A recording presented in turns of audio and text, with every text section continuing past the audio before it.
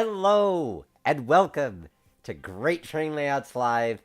I'm your host, Nick Ozrak, and we are once again looking at trains with a Z as a means of pre-visualizing your dream layout, or my dream layout, or one of one of several of my dream layouts. I have many dreams, and therefore I have many dream layouts. But this is one that we're looking at today based on the Reading and Northern Railroad out of Pennsylvania. Although the track plan has nothing to do with the Reading and Northern. You can see it in the link in the show notes. But it satisfies an urge that I've had for the longest time to do something that is based on the Reading and Northern. Glad to have you along today.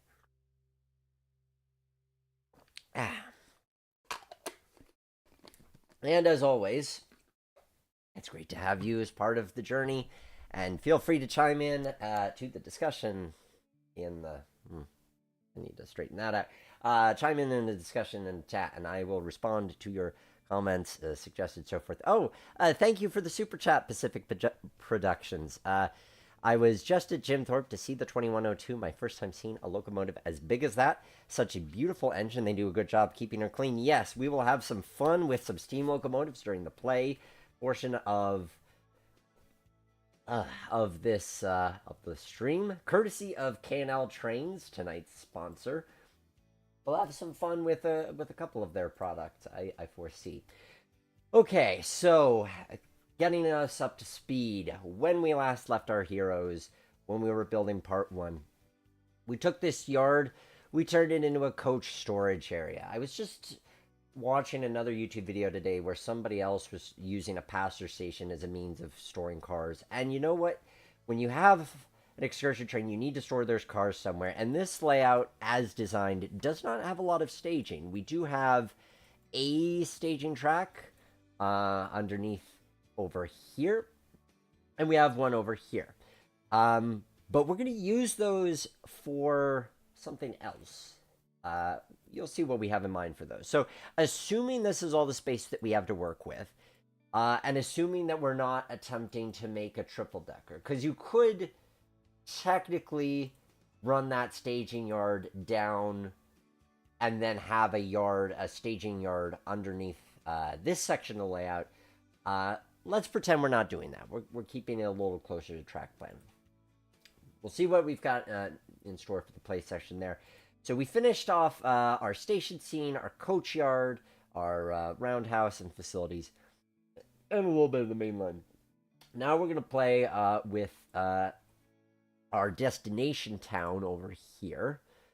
And we're going to make a little industrial park, something along those lines up here. Hey, Icer, the Blue Lion. Saw you were playing the game, but didn't know you were live. Well, I am live, and it's great to have you here. Okay, so we've got what I see as the beginnings of an industrial park, what they've labeled as Granite Creek, because this initial plan is like 1880s, 1890s Western steam. Our depot, and then you can see we've kind of tinkered a little bit because I felt like I couldn't fit in a full station scene and have another runaround track here. Having that runaround track would afford some advantages, but it is also kind of a matter of how much space you have to fit in what you need to fit in. So, what do I feel like tackling first? Yeah, let's start. Let's continue where we left off. Let's continue the journey from one station to another, and we'll work in this in between section. I have a feeling we're going to be tackling this. So, the plan has us doing a lumber supply and a feed store. Honestly, those feel like things we could still do. Now we did the. If you're looking at the plan, link in the show notes, page 6.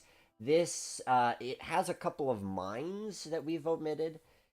There's one mine here, there's one mine there. I opted to do transload facility there. I opted to just not have a mine there. Now, why not? Reading and Northern does haul coal trains, yes, but they haul coal trains, not 2 or 3 cars, and you're not going to get a full train out of that. So let's do a lumber. I like the idea of, okay, we've got that. I want to make each industry just a little bit different. Um, I think we could do a lumber supply there. I think I have a lumber shed that I want to put there in particular. EBT lumber storage shed. I think that's the one. Oh, so close to fitting. Maybe we'll just represent it by way of a couple of lumber stacks and maybe like a platform canopy. Something along those lines. Hello, double YouTube fan 5. And yep. Used to work at Cabela's up the road from Port Clinton and would sometimes leave the store and eat my lunch at the platform and watch trains. Good opportunity. I mean, it seems to me like having been to Port Clinton, it's not like something's always going on there, but you will see something in the course of a day. I think I want to, yeah, this is what I want. We're just going to put a few lumber stacks and maybe a forklift, and that will represent our lumber facility. I'm seeing the chain link fence and stuff like that too. Ordinarily you'd have the stacks that way, but that's going to be tough to fit. So we'll just leave them the way they are. We'll just rotate them a little bit more, and maybe put 2 more that we rotate, like boom and a boom. So yes, if you guys are more familiar, my experience with Reading and Northern, I went out in I chased 425 in 2010. Toward Jim Thorpe. I rode their RDC trips back in 2016. I covered that on the podcast. And what else did I do? I was there last year for a conference. Oh, I chased RDCs a couple of years after that, and then last year I was there for a conference. I fit. Oh no, that's way too big. I'm not gonna have a lot of room, but I'm gonna try to fit something in there. Yeah, all these are gonna be a bit too big. So I would say I have some degree of knowledge of it. I've learned a lot from participating in the Reading and Northern Facebook group, but I'm always open to learning. So if some of you guys are based more locally and have feedback, that's what I love about doing these live streams, is that I can kind of ramble on and have my ideas about, well, I want to do this, I want to do that, but then you guys can chime in and say, hey, I know a thing, and I suggest you do this thing or that thing. Ever so slightly too big. It's also kind of, yeah, it's taking over. I'm gonna move this building. I'm gonna use this building over here, because then I can definitely fit it into place. And I cheated and extended this track because I thought, if we're gonna be fitting we need to be able to get a locomotive and 2 flat cars in here if this is going to be lumber. So we need a longer tail track. And we might even need to extend that further. But that's what we'll be experimenting with in the play session. No apologies necessary, YouTube fan. We all have interesting usernames at some point. Pacific, you rode the RNN a couple times before when you were a kid, again 2018. Lehigh Gorge, and this year on the 5th of this month was 2102. Excellent. Glad you're having a good time out there. Okay, so part of why I chose this building as my feed store, which is a feed store, so that is a good match in that sense. So you guys know, I sometimes go over backwards to adhere to the original artistic vision. We are deviating a bit, but I do like the idea. I have tried to think about this. Like, I like the idea of having a nice, meaty bridge scene. I mean, yes, we have a bridge scene here. I do like this one as well. But one more bridge. Just and more bridge, if you will afford me the indulgence. What's interesting about it, if we hide the root layer, it's actually two bridges connected by one river. I don't know if I feel the need to do that. I mean, admittedly, it's maybe a little bit odd that you have this river come out, parallel the track, cross again, and then disappear. I don't know. I mean, obviously that happens in real life, but I feel like a railroad would have just diverted a waterway by that point. I'd love to have a bridge, but I don't know that I want two, where it just kind of comes and goes back. Partially also because train Z and water are an interesting combination, as you've seen on these streams. Maybe I'll forego the bridge. Ugh. Breaks my heart to say that. But I just don't know. I don't know that it makes sense to have. So essentially we'd have, but this is why we do this. This is why we do pre-visualizations. Then we can kind of see, okay, well, what does that look like if we do both of the things, essentially? So we've got our bridge here. Like, what does that look like? Because technically it would work. Technically you could do it, but yes, and I know I'm compressing these bridges. I don't know if I'm feeling it, though. I don't know if I'm feeling the need to put bridges here. I feel like there's nothing wrong with just landscape, especially the trade-off with having... So, when I'm thinking about this land, I'm thinking about the operation potential. I'm thinking about the fact that you want your excursion to feel meaty. I mean, you're putting together this long train. Let's say it's long for the sake of conversation. In the case of the Reading Northern, you've got a nice, meaty 13 to 15 car passenger train. You're not going to want to do just 2 laps of the land. 2 laps is what it takes to get from Jim Thorpe to whatever we're calling this station. We'll get to that in a bit about why I haven't immediately said that's Tamaqua. So that's 2 loops. So that's going around and back, climbing up the outside, and then coming back down on the inside. Loop is going to take about 4 minutes. Not particularly long. In my head canon, part of the way you enjoy a layout like this is that you focus on different scenes as you go around. So as you're following your train, if you're trying to make your run longer, and especially if you're running this by yourself, then you might start by focusing the train as it's departing here. Then you focus on the train as it's going over here.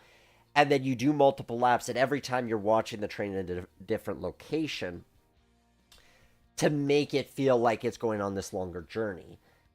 The thing is, though, that when you have a distinct scene like this, you're really only wanting to focus on that once because it's so specific. I wonder if this rant makes sense at all, or this is just me being me. But what I'm getting at is sometimes it's nice to have nondescript scenes. And I feel like we've got 2 bridges here. It's cool, but it is script. Maybe there's something to be said about not. I'm going to treat this like it's just in between. Just forest. We're going to go with it like that. But if you guys have some ideas, feel free to chime in. Let's see. Yeah, so let's just do some landscaping then. And we'll get our, we want to match the brain height.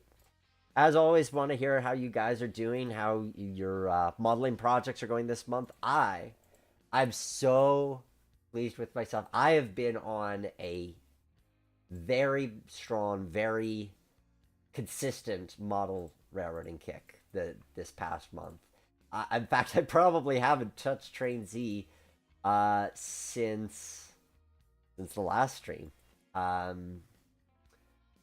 I've done a fair amount of... Greenfield Village is really coming together. I've done a number of projects on that.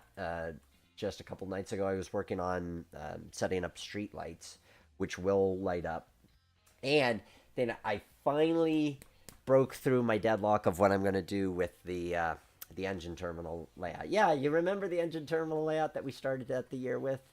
Uh, well, and I kind of let it go for a while because I wasn't sure. Well, do I really want to do an engine terminal, or do I want to do something in N scale, or do I want to? Yay, the paralysis of analysis. And finally, I said, I want to do this. I want to do this as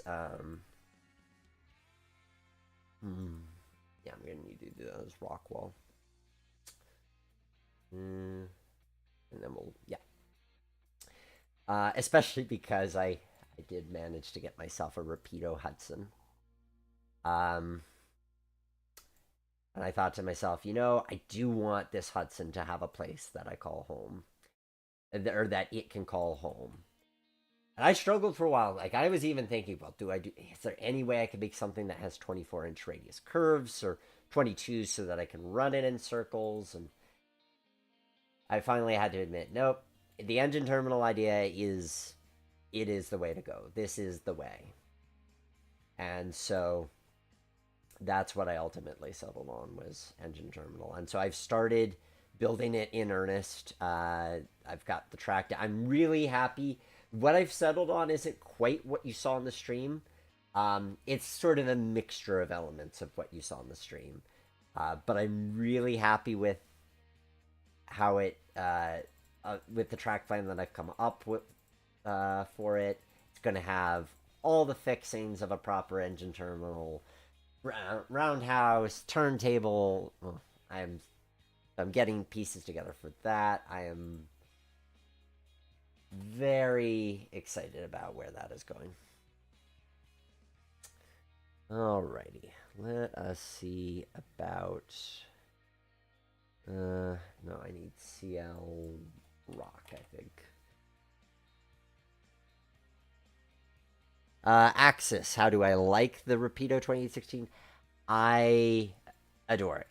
I adore it. It is gorgeous. It is a gorgeous model, very well done.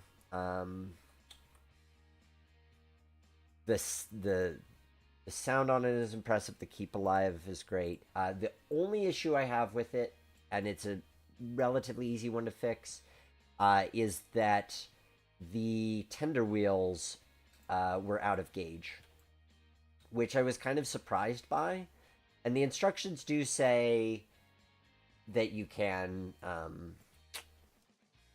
to check it with an NMRA wheel gauge, and if it's out, that you can adjust the wheels. And so I was able to, but I was a little disappointed because I kind of expected that to not be an issue. I was hoping that I could just take it out of the box and run it, and I can. It's just that I was noticing on the turnouts that it would the tender would ride up on something, and I couldn't figure it out. And then it struck me, oh, the wheels are out of gauge. So it was riding up on one of the inner guardrails that you have on a turnout. So I was a little disappointed by that. It was something that I could fix, though. Little finicky getting in there. But otherwise, I adore it. It's very, very gorgeous. I would show it to you, but honestly, it's... I can show it to you on my little webcams. Probably not worth our efforts. At some point, I know you guys love 2816. At some point, we will make an excuse to bring it back on the stream. We'll do something themed around that. That would be fun. So stay tuned on that front. And then maybe you'll get to see my real life one. So that's my thoughts on the Rapido model. It's very well done. Christian Lay, would I ever try to build a San Juan branch line layout? I mean, it would be fitting since I do voice a character in that show. Probably won't, just because I don't... It's been so long since I've watched it. I'm not super familiar with the locations, and... I don't know, that's not what I wanted to check. Not super familiar with the locations, or the kind of the operating scheme of it, so not likely to build that. Never say never, but probably not. Oops. I thought I set all the track points to 0, but now we'll do that. There we are. And I'll have to figure out how that transitions later, but that gets our main scenery out of the way. Okay, we've got our rock wall, which I will, in the long run, work to make a little bit more varied and get the ballast mixed in, that kind of stuff. But this works for our initial go-round of pre-visualization. Oh, then I need to...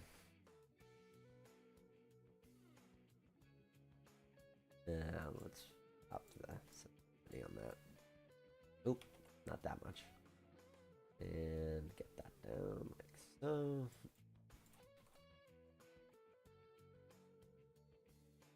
Works for me. Okay. And then I'm gonna put a just ever quickly, roughly put in a backdrop there just to. I don't know if I got it. For a second, I thought, am I putting this all on the base map layer? I'm gonna grab the backdrop here, and I'm gonna put that like so, and just to kind of see how I think this looks in the context of it.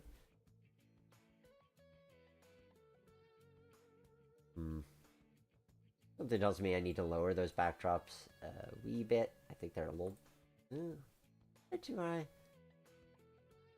Yeah, feels a little too high. I feel like I'm... Yeah, let's lower those by 7, 8 in that case. And there we are. Okay. Yeah. I like how that looks. And then we'll put the trees there. Just because these are base elements, and I feel like that's going to kind of tell us, well, do I actually like what I'm seeing as it's coming together? Yeah. See, I get why they put the bridges there, because I am looking at this and thinking, well, maybe it needs a little bit more excitement. Maybe it would be nice to have something. Maybe the bridge could just... It's not a bridge over a whole river, but it's over like a part of a lake or something. But part of the challenge of that is how to make that work.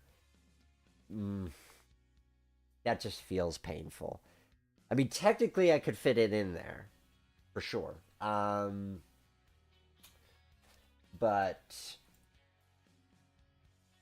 in terms of how the river's going to work with that, and for it to make sense, unless I put bridges, if I put a bridge here and a bridge there, and then there's a stream that kind of comes...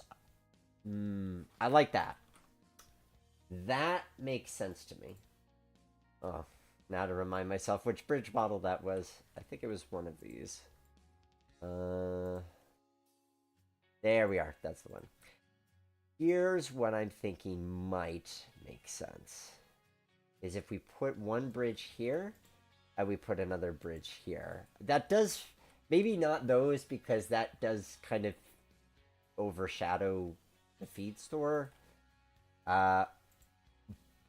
Could do, rather than both, could just do the backdrop bridge as something like this. And then the foreground bridge could be a girder bridge, akin to something like that. Something along those lines. And then there's a river coming through, and it could... Yeah, I could see that. Because then it's not... Then we can have it... Because I do like the idea of having something back here. Because I do think, okay, maybe this is a little bit too plain. We could vary it a little bit by adding some trees. So, for example, if we grab the trees like here... And... Nope, I want to place them. just to kind of, not that I'm going to settle on these trees, but I'm just trying to rough them in a little bit. Or do I want cust? Actually, I probably want something like that. Okay, not quite the tree I'm going for, but just to sort of prove a point. We separate these two out, and then the two tracks appear side by side. That could actually be a really cool scene, especially if then they can't really separate by this point. They're just too close. I guess they could separate by this point. So not using that specific tree because it's covering the other track, but just to kind of... Yeah, I do like that. And I do like the idea of having a proper river scene, because we don't have that here. This is just sort of a bridge over a gully. I like the idea of having a river. Yeah, okay. Now it works for me. See, this is the kind of thing that we get to explore with pre-visualization. That's why I'm such a proponent of using these tools for the ability to just try different ideas and say, okay, this looks good on paper, but how do I actually want to make it come into reality? And that is the fun challenge of what we do. I think that I'm liking this because I like that it's a nice, big, standout bridge. Something that makes a statement. This is one of those scenes that makes your friends just a little bit extra jealous that they don't have your layout. Because we all know that's why we get into model rarities, to make our friends jealous. Not really. But we do... I mean, it feels good when you've got that showstopper kind of a scene that you can point to and people go, wow, that's super cool. Even if they're not model railroaders. Just something that you can look at and think, that's neat.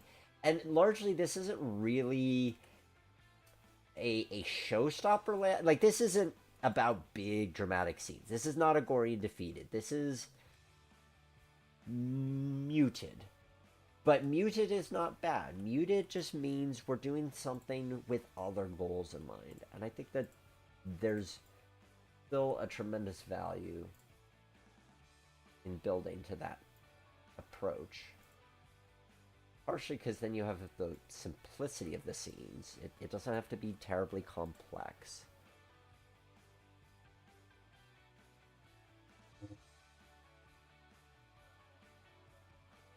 Sometimes people have asked me, Nick, have you thought about making the gory and defeated model railroad from the by John Allen from the 60s? I think that was. And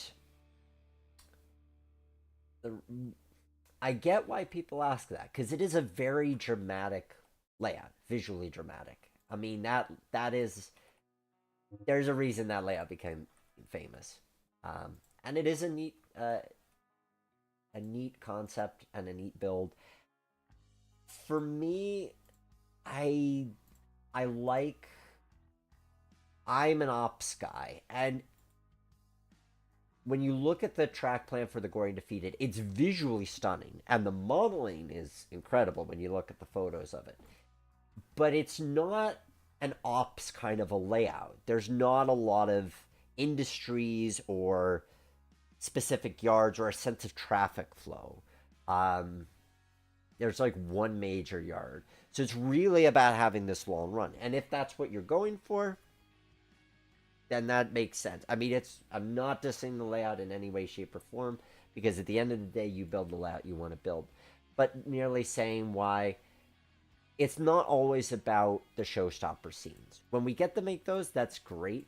But sometimes it's just about simplicity. It's simplicity of the build. It's simplicity of the modeling. It's simplicity of the design. And simplicity could be good.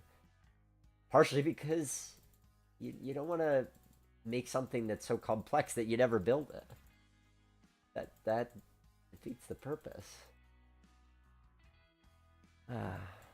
I love hanging out with you guys. Hey Sam. Oh, Christian. No, I don't know when. If or when there are other episodes of San Juan Trains coming out. No idea. Hey Sam, what if you kind of replicated Hometown High Bridge there? I see what you're saying. That's I hadn't thought of that. Um, I think the reason I'm not going to is because Hometown Hybrid. Like, yes, we could. Um, you want to talk about a showstopper of a scene on the Reading Northern Hometown High Bridge is it. Um, the challenge that we have is that we have two tracks here. So yes, I could make them both deck girders, like the foreground bridge, and kind of evoke it, but it's never going to look right because your brain's always going to say, yeah, but that bridge isn't, that isn't, that isn't that location because there's two bridges there. I think if we were to do it, we would do it back here. But I also don't, because you have the height, or maybe there, but it's tricky because you have no separation between the tracks. So you don't really have the foreground room to be able to give that sense of depth. Because part of what makes Hometown Bridge, and I encourage you to Google image search hometown, Reading and Northern Hometown Bridge. Part of what makes it so visually appealing is it's big and it just feels like it's in the middle of nowhere. Like you just have this valley and bam, here's this bridge. And we don't have a lot of depth. That is one of the sacrifices of that you could say one of the trade-offs of this design is by having the double loop that we have, we don't really have a way of separating the tracks. There's always almost always, with the exception of just that, well, even there we have the turntable. So there's always a foreground and a background track. And we do what we can to make them not feel like they're part of the same scene unless we want to, like here, because I kind of like that. I don't mind that it does that. Good suggestion, though. And it would be interesting to try that as an approach, but I think that would be a different layout to accomplish that. That was part of why for a long time I struggled with how to do Reading and Northern. And this is not to say that this is the only way you could do it. Of course, there's many other ways you could model the railroad. This is just the way that I've chosen. We're going to go really deep on this. I feel like this is the one chance we have to make a really deep gorge kind of a scene. So we're going to go deep. So not quite Hometown High Bridge. I just, but still a sense of like, wow, there's the train. The sense that you can look up at the train and see it passing over and have that sense of awe. Because as you recall from last time, if you joined me then, part of what we're going for with this, the goal with this layout is to feel like you are chasing a mainline steam excursion. And so having those quintessential pieces, as much as we can with a Reading and Northern flavor, but those pieces of chasing a mainline steam excursion, that's what we're going for. Can I move the sun so it shines on the bridge? Yes, I can do that. I knew exactly what you meant by that request, and I am here to provide. Boom. Yes, now we can see the bridge a little bit more clearly. Now you can see, I mean, I like that a lot. That makes me very happy. So we've got... let's see if there's anything else I want to do while we're on the landscaping front. I'm happy with that. This is going to be interesting to work out. I think I know what I want to do with that. But we'll get back to that in a moment. We've got the background, the rock wall coming into the town. I'm going to shrink that. We need to increase our footprint in the town. I suppose now is as good a time as any to talk about the town, because when we go back there, we're going to get into terrain painting.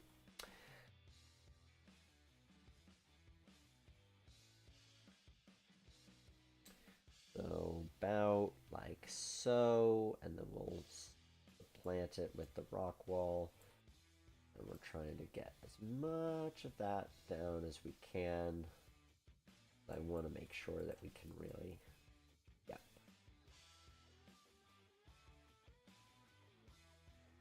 Like so. Because we have a very limited amount of room to do what we need to do in this area. Okay, so, quick review. We have our double bridge scene, which I just think looks cool. I think that's a better, even I would have opined, that's a better way of handling the rivers than even the original track plan ends it. Because that way you have a river that makes sense with the amount of footprint you have. You get to appreciate both types of bridges. I'm happy with that. Let us talk about Granite City. I use quotes because that's what it's called in the track plan. And here's what we're looking at. We don't have a lot of room. This is a tight footprint. Actually, I could get a little bit more space if I put a specific kind of wall there. So I will just take this down to 0. Basically, as long as the... Yeah, we'll take that down to 0. Because I'm going to do a stone wall. I think that would be a fun addition there. So we're going to do a stone wall there. But this is the amount of room we have to work with, accounting for where the track comes in. So we didn't have a lot of room. I really wanted to make it Tamaqua. I wanted to. I shouldn't delete that station, because I'm probably going to end up with that. So, Tamaqua has a very distinct passenger station. It is so distinct, in fact, that the U.S. Postal Service featured it on a stamp. It is a beautiful station. It's been beautifully restored. But how to fit it? Now, of course, if we were modeling this and scratch building it, we could cut off that back section, and that would save us some degree of room. But if we don't do that, we've got the whole thing here. Now, we could fit it, kind of, sort of, if we put it here. And I do like how that looks. It does come at the cost of this siding. Going back to our track plan. And moving our station out of the way a little bit. I'm going to talk a little bit about my philosophy of this town, what it needs to have, and what I feel like we can fit. So, as designed, you've got the main line coming through. You have a runaround track with a crossover here, which I find interesting because I don't think you actually need it, but you have a crossover. You have a switch going off to the engine servicing so that you can turn your locomotives for the return trip. You have a balloon track here, and you have a couple of industries over here, and a freight station over here. Now, I like how much this gives us operationally.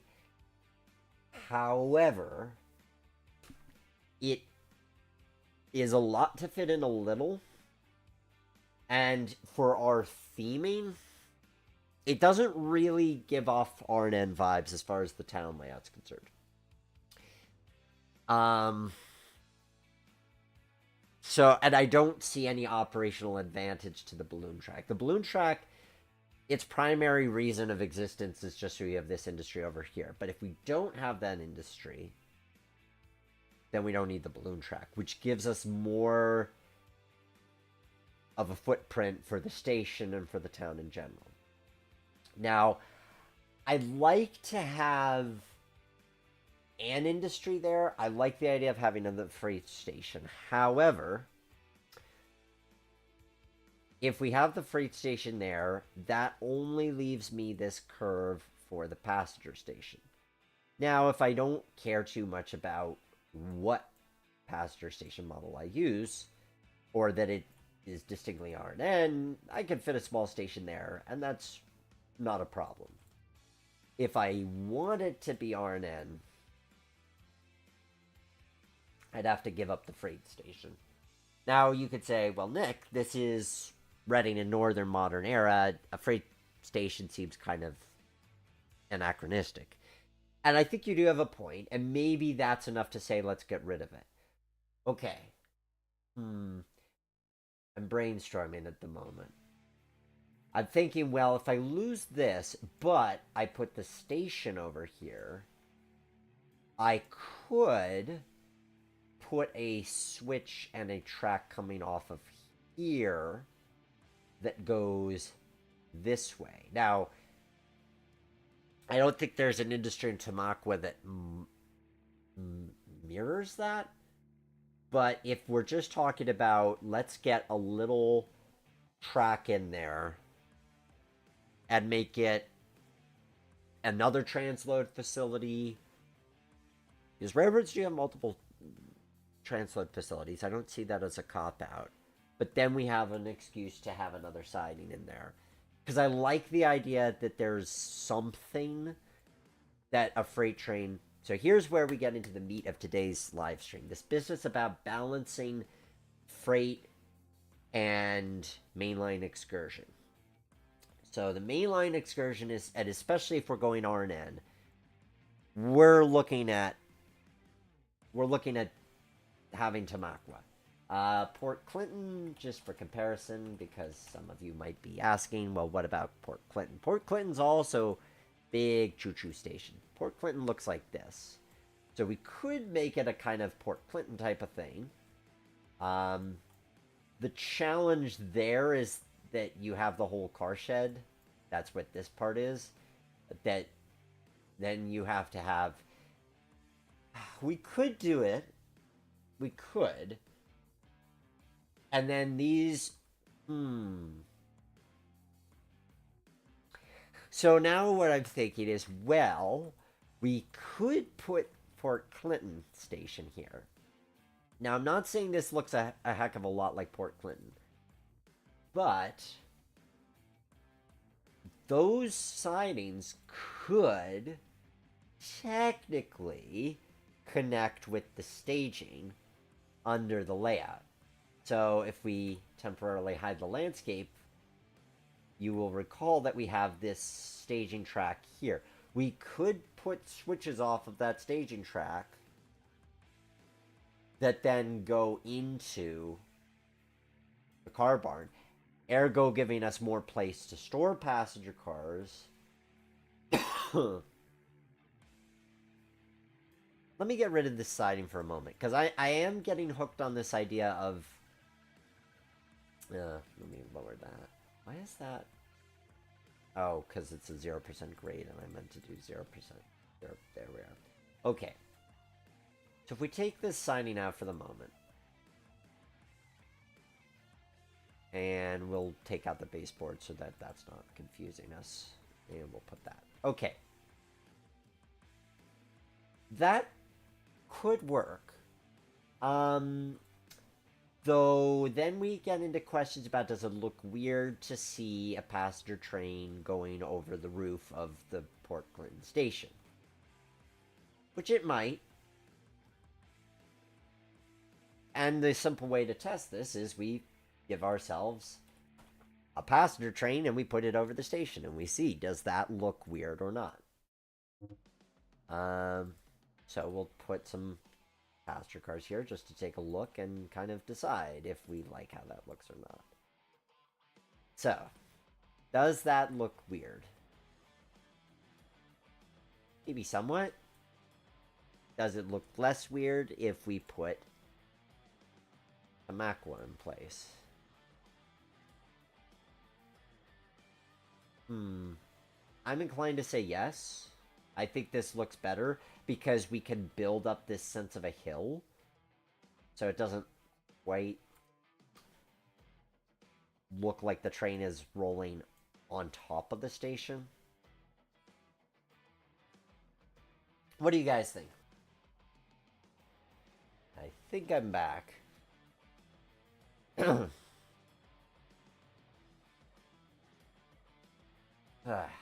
second, my webcam straightened out. Sorry about that interruption, guys. Hopefully that will be the only interruption of the evening. I was talking with folks yesterday about doing this live stream, and they're like, "Are you streaming over Wi-Fi, or you use a cable?" And I said Wi-Fi, and they're like, "Oh, you should really look to have an Ethernet connection." I don't disagree, but my room is not set up for that to be the ideal at the moment. Anyway, let's see how we're doing.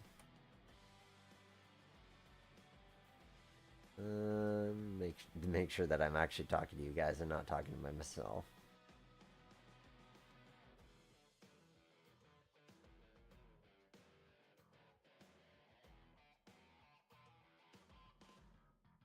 Looks like I'm streaming to you guys. I just don't see any concurrent viewers. Oh, thank you, Dakota. Thank you for confirming I'm back. Alrighty. So, it might have cut off before I said this, but basically I was asking you guys whether you thought I should have Port Clinton be our second station, Tamaqua, or fictional station that we can put in on the curve, thus giving ourselves room to put some kind of industry here. Cast your votes. Oh, hey, Curtis. Glad you could join. So while you cast your votes for which of the 3 stations you think I should go for, I'm going to finish off what I was doing here. I have to make the decision as to whether... What I have to figure out is, am I making it... am I going to just have the wall go across, or if I'm going to add a... and then create a fictional tunnel portal. I think that's what I'll do. I think that's going to be... I don't know if it'll exactly be the easier route to go, but it's the route I'm going to go. And I'm going to pull this back to here. But I feel like that stone wall, regardless of anything else, that stone wall looks cool. It gives us the maximum amount of space that we need. And it makes me think of places like Mahanoy City, Mahanoy. I never know how to pronounce that place, but I did go there. Yes, Bethany, I am building a tunnel. Let's see, and I'm going to build a tunnel. I think this is the tunnel I'm going to build. I'm going to put in my concrete tunnel portal like so. Because I like the idea that the tunnel had to be added more recently. So we'll put it right about there. And then I can raise it up a little bit so that it gets in line. Then it looks kind of deliberate. And then I'll add a second one just to extend it back a bit further. 339.2 is my angle. So I'm going to 339.2. And then we're going to move it here. Then I have to match the height, which gets a little interesting as we go about it like so. Dakota, you like Tamaqua, and Cold Steel, you like Port Clinton, but add industries where the station used to be. Yeah, either way we'll add industries. Both Tamaqua and Port Clinton will allow that. We're just, so we've got a dead heat right now. 1 vote for Port Clinton, 1 vote for Tamaqua. Your vote matters if you're watching this live. And if you're watching this after the fact, I'd still be interested to hear your thoughts. I do read the comments even after stream, so do let me know what you think as these things come together. Looks like I didn't get it quite straight. I'm going to adjust that curve a little bit. 344.1. That looks a little bit more. And then we'll have it come to here so that it's Yeah. That does put the points a little bit in the tunnel in a way that I don't know it's the most realistic, but 344.1.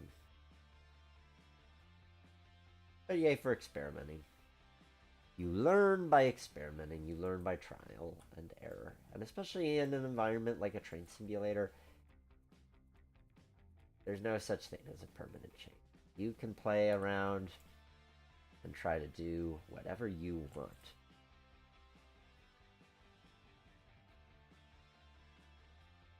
And we'll close up like so. Yeah.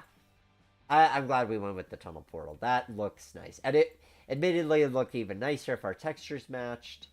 I could do a little. I think I can do a little bit of that. I think I might be able to get the textures to match a wee bit. Because I don't have a texture for that portal. But if I put the wall here, and we just seeing an issue with this, but I'm going to try it anyway, just because it might look cool, regardless.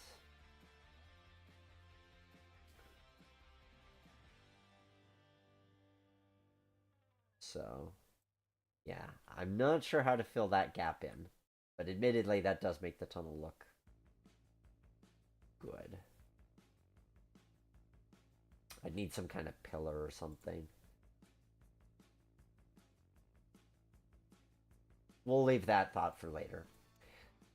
So here's another interesting conundrum we have with this plan, as designed. So the idea is we've got this town square, and somehow they expect us, I mean, not that they expect us to do anything, but if we hide this, the idea is that you'd have a crossing and then it would somehow disappear into the backdrop, despite the fact that you've got a track going over it.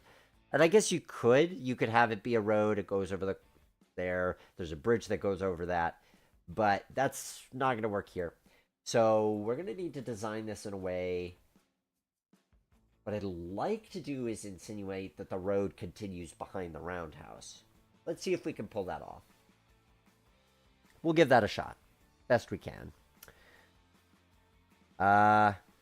Let's see. Henry, you're voting Tamaqua. Sam, too bad there isn't a model of North Reading. No, I do have J Tower. I mean, North Reading Station is basically the J Tower off the Strasburg Railroad. So, interesting vote. Maybe we'll find something to do with that. But the Tamaquas are taking it. Oh, and Bethany, you like the Blue Ridge Tunnel. Good. Or you're saying that what I'm doing is kind of like the Blue Ridge Tunnel. Yes, I know exactly what you mean. Yeah, it has that kind of. I like layouts. I like excuses to have stone walls because it suggests that there's this history, possibly even pre-railroad history, like maybe canal history, and the more that you can build in a sense of history to a layout, the more lived in it feels. You're doing something right. So, Tamaqua it is. I do think that looks nice. I think that you can see enough of the wall that it doesn't look odd. Yes, we have this kind of weird feature, if you will, where the back of the station is going through. But the trade-off is, I'd have to put it really far away. We're gonna have to accept that as a trade-off. Your staging area will have Tamaqua partially sticking through it. I might cheat when I clean this layout up. I move that staging track back a bit just so that isn't an issue. We'll see when we get there. But for now, there's Tamaqua. In fact, we could even have it a little bit deeper like so that it's not coming right off the curve. I do like how that looks. I think that does make me happy. Okay, so now that we've decided that, as Coal and Steel said, we can now... Let's look at what we can do as far as getting an industry in here. I do agree with that as an approach. I think we should try to fit something back here. I don't know how much we can fit. Probably not much. but a little something here. My first thought was a scrapyard, but I don't. I mean, we've all seen excursion trips that go through areas that have scrapyards, so it wouldn't be entirely unrealistic. But I'm not feeling I'm not feeling it. I don't know that I want a scrapyard there. So let's see what we can do to avoid the need for a scrapyard there. And let's also smooth out this curve by going like so. There. I do like that. Could just do a transload. I'm seeing a couple of tanks, you know? We don't have anything with tanks in here, so let's have a couple like silos or that type of thing. Or small industrial tanks. I don't want anything too big. I don't want to overshadow the station, but if I can have something that's of a reasonable size, so not that, then maybe even like this. Like this, but not so... We do need to separate. Like, that's going to be what's key, is this could be kind of dirty industrial, but Tamaqua needs to feel completely removed from that. Because if you've been to Tamaqua, Pennsylvania, the station area is beautiful. I think there's a restaurant in the station, and the downtown is nice.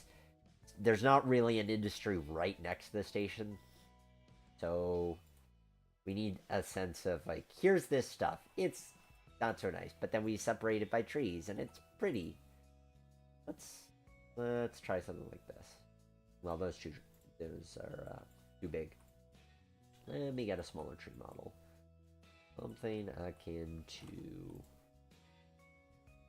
this, maybe? Oh, I need to hide that base map layer, and then add that. Something like this. So, a little bit more sophisticated than just that, but essentially something along the lines of, you've got trees here, which I like partially because then there's the sense of barrier, but not cartoony. I could go with that. That could work for me. I want a different model than these, but I'm liking how that looks. Too big.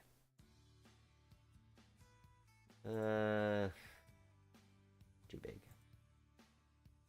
Yeah, there we go. That's what I wanted. See, these are, yeah, something like these. Because that way there's this sense that then we have somewhere where we can drop off tank cars, but it's not run down.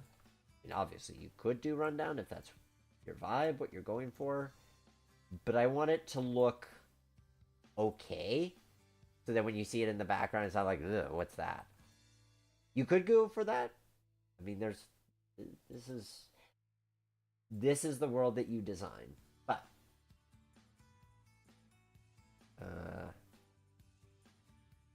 we're gonna go with some nice, pretty white tanks. Let's see. What kind of bumper have I been using over here? Have I used a bumper? Maybe I haven't used a bumper yet. I haven't used a bumper yet. No, time to use some bumpers. So we've got one over there. And we're definitely going to need a bumper over here. Don't want our trains running off into the creek. And one over here. And then one over here. And yeah, enough room that you could fit a couple tank cars. I'm liking that. And it sort of works as a continuation of the industrial park. I think this hits the balance that we're going for. In practice, I could cut that rear feature out. Yes, in terms of the station. Yeah. And I should do the fireless steam locomotive on display in Tamaqua. I don't think I have any fireless models here. Otherwise, I would. Well, I could do something akin to it, but I don't have a fireless. I'd have to do sort of a placeholder. Okay, I'm liking this a lot. 1 second.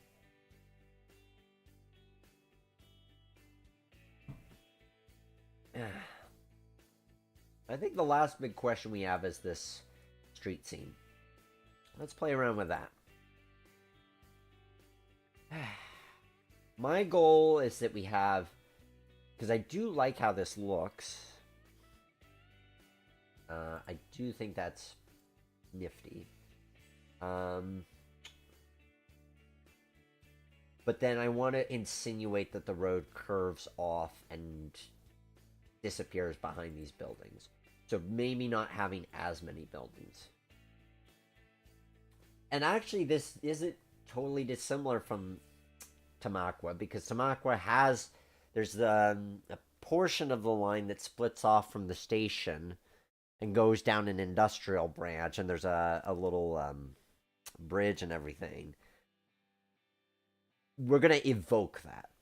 We're not going to do that, but we're going to evoke that. Yeah. That's what we're going to do. I do like that. And I'm going to make this switch. This switch seems a little tight, so I'm going to make that a looser curve, like so. That's better. Alright, let's see what we've got as far as some nice downtown buildings. Some downtown shops. Downtown. Like that British show, Downtown Abbey. I always chuckle when people call it Downtown Abbey. Let's see what we want to do here. Too nifty, but too big. But it gives you a sense. I mean, it does allow you to experiment. There is a build in which that would be cool. I mean, it'd be cool if you want it to be cool. It's just not what I would do here. That's way too big. Trick is going to be to find small enough buildings. Oh, I love this building, but man, is that going to be way too big for our needs. But I see, I mean, there is a version of this that you build, just to have a little bit of fun here for a moment. Growing up, my dad had a nature layout. Well, actually, technically, he was trying. And there was part of it that I loved where the trains went through one of the backdrop buildings. You could actually see it go through. So there's a version of this where you have a building like that, and the trains just go through the backdrop building. I kind of love it, but it's going to take too much work to set it up here. I'm going to set that building to the side just in case I can come up with some use for it. I don't think I'm going to be able to make use of it. See, here's where we run into that sort of like we could build buildings up to it, but then you're hitting a brick wall in a way that feels odd. So let's see what our other downtown building options are. Not super tall ones. Looking for smaller options. These are all pretty big things. I'd like something a little bit smaller. Like that diner. Gas station's nice. Can't go wrong with a gas station. Maybe. It feels a little too old school, though. Probably gonna need something a bit more modern if I'm gonna go that route. This might do the trick. Yeah, okay. So something like this.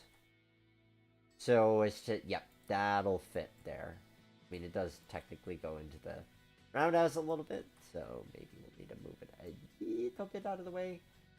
But basically something like that. I do like that. There we go. Good enough for me. Now we need other small downtown shops. I wonder if I search downtown shop, if I can get in the building I'm looking for. What's the time frame here? 2024. Yeah, going for modern. Just because so often when I'm building Steam routes, I'm doing Ye olden days of Steam, with the exception of things like last month where we did Strasbourg. But a lot of times it's transition era. So, in the spirit of ensuring this is clearly not transition era, going for a little bit of a different play. Looks a little weird having the water tower when it's only 1 story tall, but close. Let's just search for shop,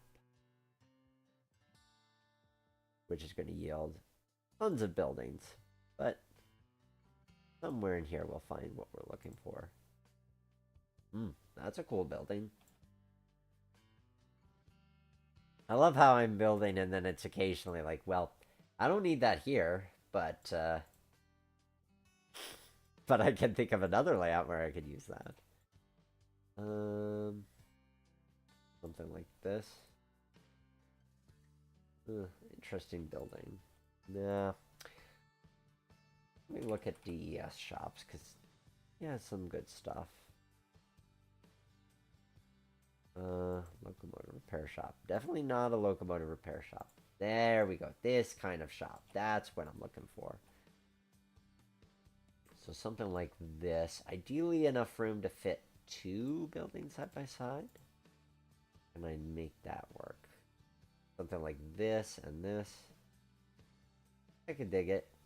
I might have to extend my foreground a little bit to make that happen. But I could go for that. We'll leave it there for the moment. I see these are all the same basic shape. 40s welding. Can I fit that in someplace? I like the feel of it.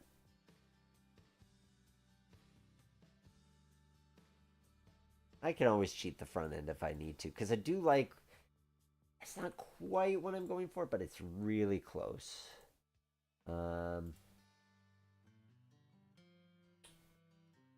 Actually, I like that building. There we go. Okay.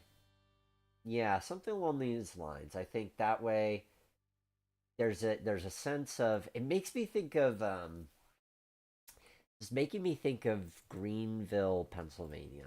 So near where I grew up was the town of Greenville. And Greenville, as some of you may know, is the location of the Bessemer and Lake Erie, and even more specifically, their shops.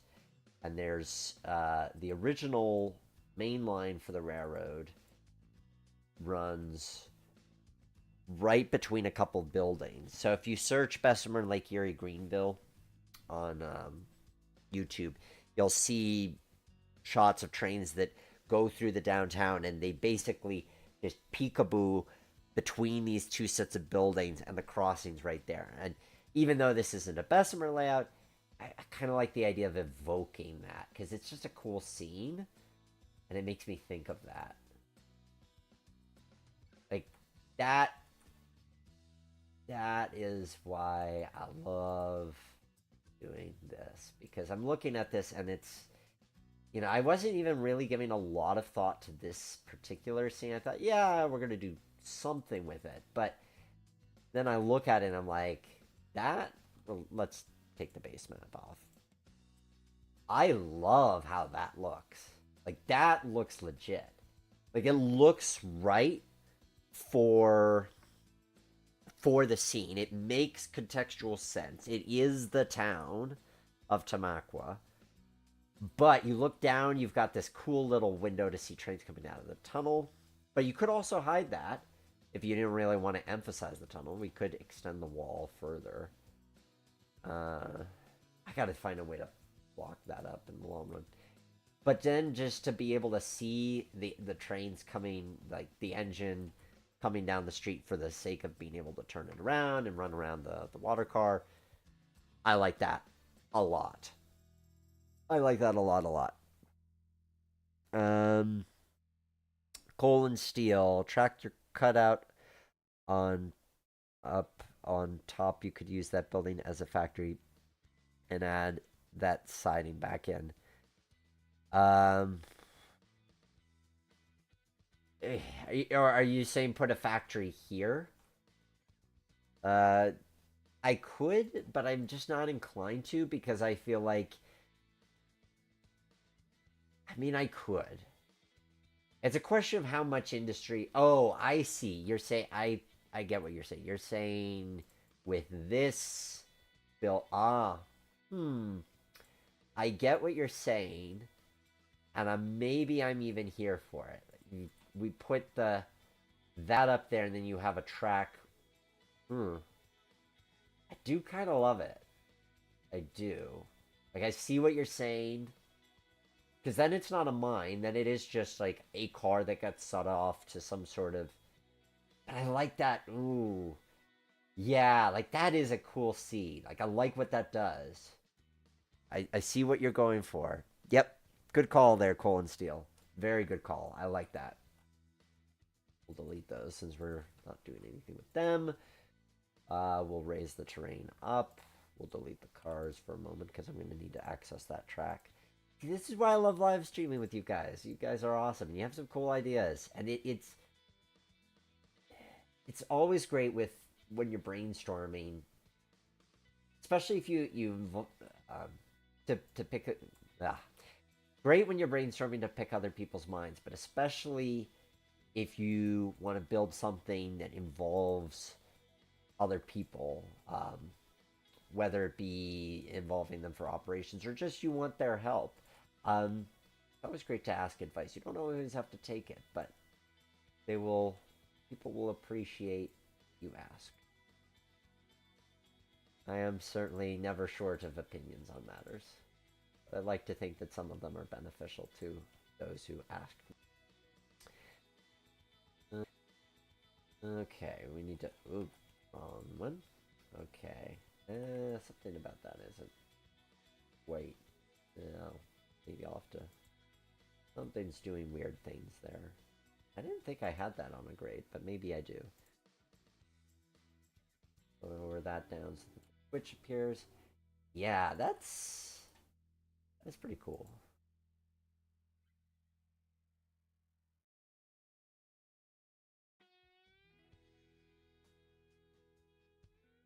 Yep, that is nifty. And then we'll probably just fill this in with some trees uh, just to transition it away from the city. But that is cool. Yeah, I like what it how it just we've taken this little corner and we've made a scene there in a way that adds to Tamaqua itself. Oh, so good, so happy. Arguably, I could put some more buildings there along the backdrop, but I don't know if I'm going to go to that kind of trouble at this point. I think I will put a backdrop in place just to seal the deal and seal that in. Like so. Ooh, little too close that. Like there. Lower it down so it kind of sort of matches with one of the sides. That side, at least. Maybe we'll lower this down to match with that. Oh, interesting. Maybe I can afford to have it go up. I'll just need to put some tall trees there to hide the fact that there's a. Or, maybe lower that one a bit, raise this one a bit, and then. Oh, yeah, and then I can raise this one a bit.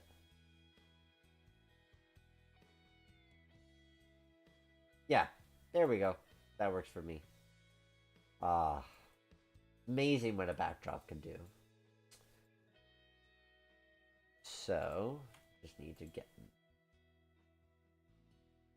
grass for along the back wall here, like so. Probably another grass I could use that'll blend a little bit more with that texture.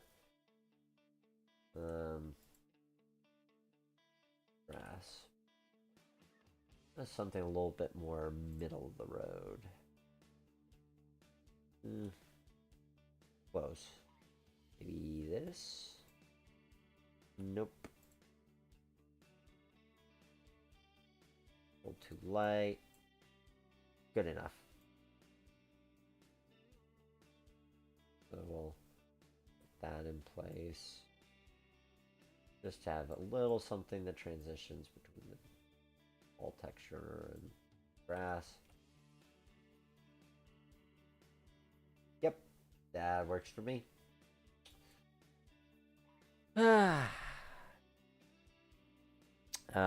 Double two. Nice call. I have something similar on my layout for a steel mill. Similar switch out at the end of a straight, only enough for 2 cars. Yeah, steel mills are tricky to model.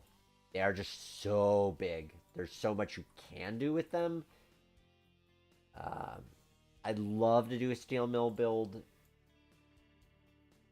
but there aren't a lot of assets for Train Z yet to make that work. But also, they are hard to fit in a small space. I like a good challenge, so maybe at some point I'll do something steel mill related. Okay, we need a road of some kind. What kind of roads did I use here? Oh, right, I did the funky thing. We'll use this kind of road. I think we can make that work. And then we'll put sidewalks next to it. Yep, like that. And that's straight. And then maybe push it a little bit more towards the corner. Like so. And those buildings are really going to set the tone for where everything else goes, because all that can fit. Alright. Yep. Oh, that makes me a happy man. Like, I love how that looks. That is a cool scene. And that's the kind of stuff that you discover with pre-visualization. Which, if you like what you're seeing here, and you think, man, this guy seems to know what he's doing, he seems to have some good ideas, I wouldn't mind having him help me to figure out, design a layout for me, or at the very least take my track plan and pre-visualize it. I do take commissions, and I'd be more than happy to work with you. Would love to help you move beyond that phase of paralysis, analysis paralysis of what am I doing and how's this going to look, to be able to visualize it and give you what you need to get going. Let's get some SID walks in here. A nice one-sided SID walk. Yarnish? Sure, why not? And we'll just put it over this one so that they don't look weird. And we'll put it like so. And I'm going to adjust the height. Because at this point it's 8:23. And you know I usually like to start choo-choo time around 9. But we should be able to make really good progress on this front. I want to get Tamaqua looking really nice and pretty. And we'll take a look at that industrial park. Actually, come to think of it, sidewalk's gonna have to go over tracks too, so yep. Just take and stretch that like so. Yep. Like that. That building's not quite great, so we're gonna adjust that a little bit, like so. And probably push it. I need to make sure that it's going to have enough clearance, but that shouldn't be a problem around here. Probably fence this in, because right now it does look a little odd having the stairs facing out that way, but if we fence that in, it won't look weird. Oh, that looks so good. Let's get a sidewalk on the other side. Oop. Nope, not like that. Like so. We'll get the height on that. And apply it to here. like that. And then need to adjust a little bit. This building's gonna have to go back a bit because of where its stairs are. This one needs to be turned a little bit, like so, before we start to beat on the roundhouse. Crossing signals.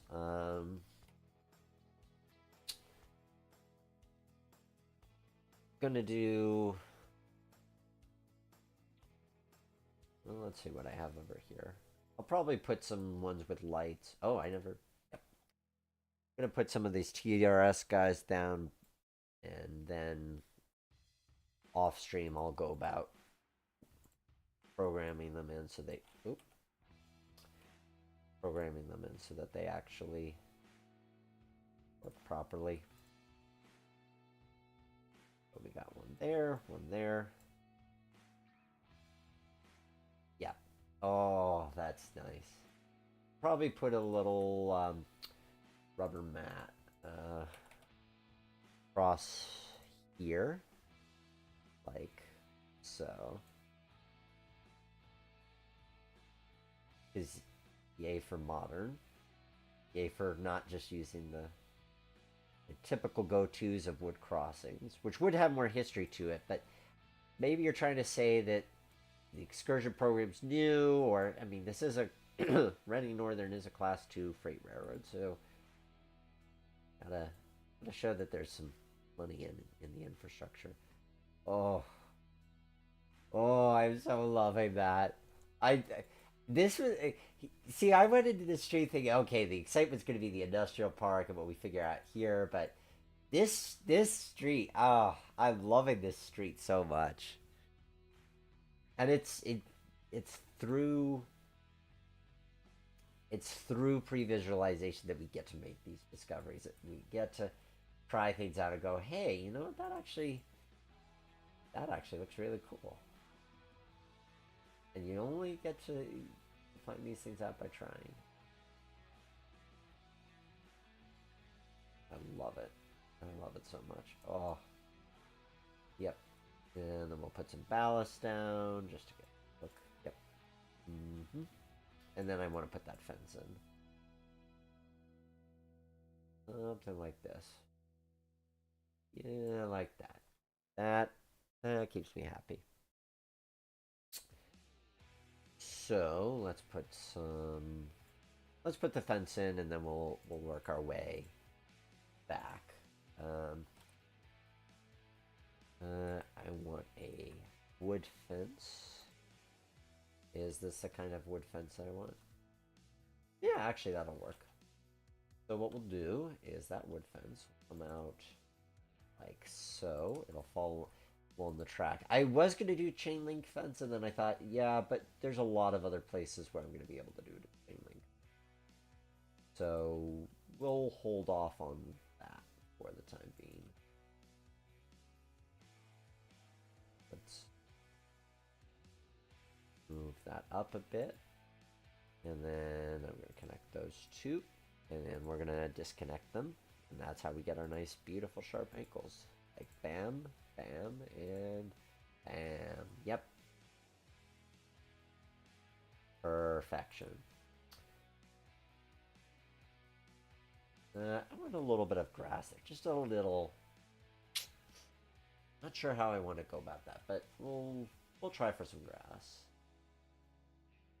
Something that looks a little capped, just to have a little bit. Yeah, towns, it's very easy for them to get very brown, and that's okay. But yay for having a little bit of green, a little bit of color variety in there. Oh, I could look at that all day. I'm so happy with how that turned out. I should probably do something with a fence here too.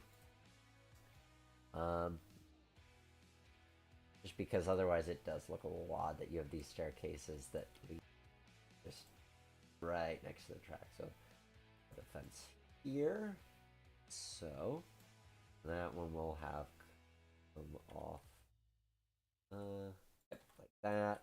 And then we'll put another one here.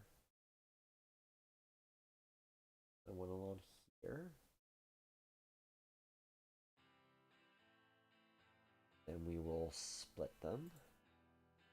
Bam, and bam. And we'll put some more grass. Like grass.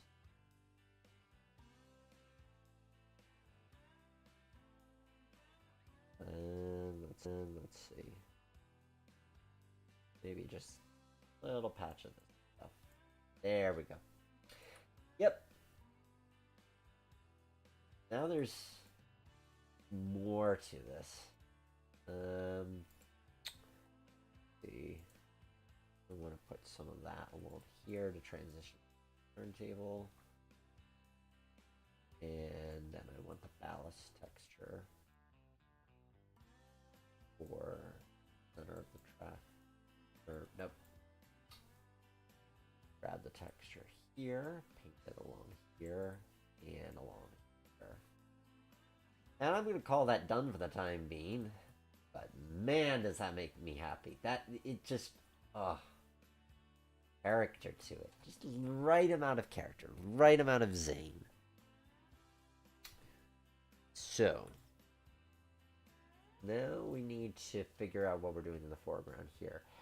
I want to do a park. Be very easy to say we should do a road, we should do we could do a parking lot, but we did a parking lot. And Tamaqua has footpaths and park kind of stuff. And I think that'll also liven it up. And it'll liven it up, and it'll also ensure that the station is still the star. So I almost kind of want to go into the actual Reading and the Northern route and see what assets they used for that. But yeah, let's do that. So I'm gonna save this, and I'm gonna open up the Reading and Northern in the full-scale Reading and Northern route, and we'll take that one. So this is the Reading and Northern 1-for-1 scale route by Josh Drum. Includes Port Clinton to Jim Thorpe, circa... when did he do this? 2010? Ah, that's what we've got. We've got these little bushes and that little dirt. Okay. We can make that work. Oh, and we need whatever that building is. Okay, good to know. And we're using a narrow hedgerow with, I think that's a CL dirt edge. Okay, that's easy enough to keep track of.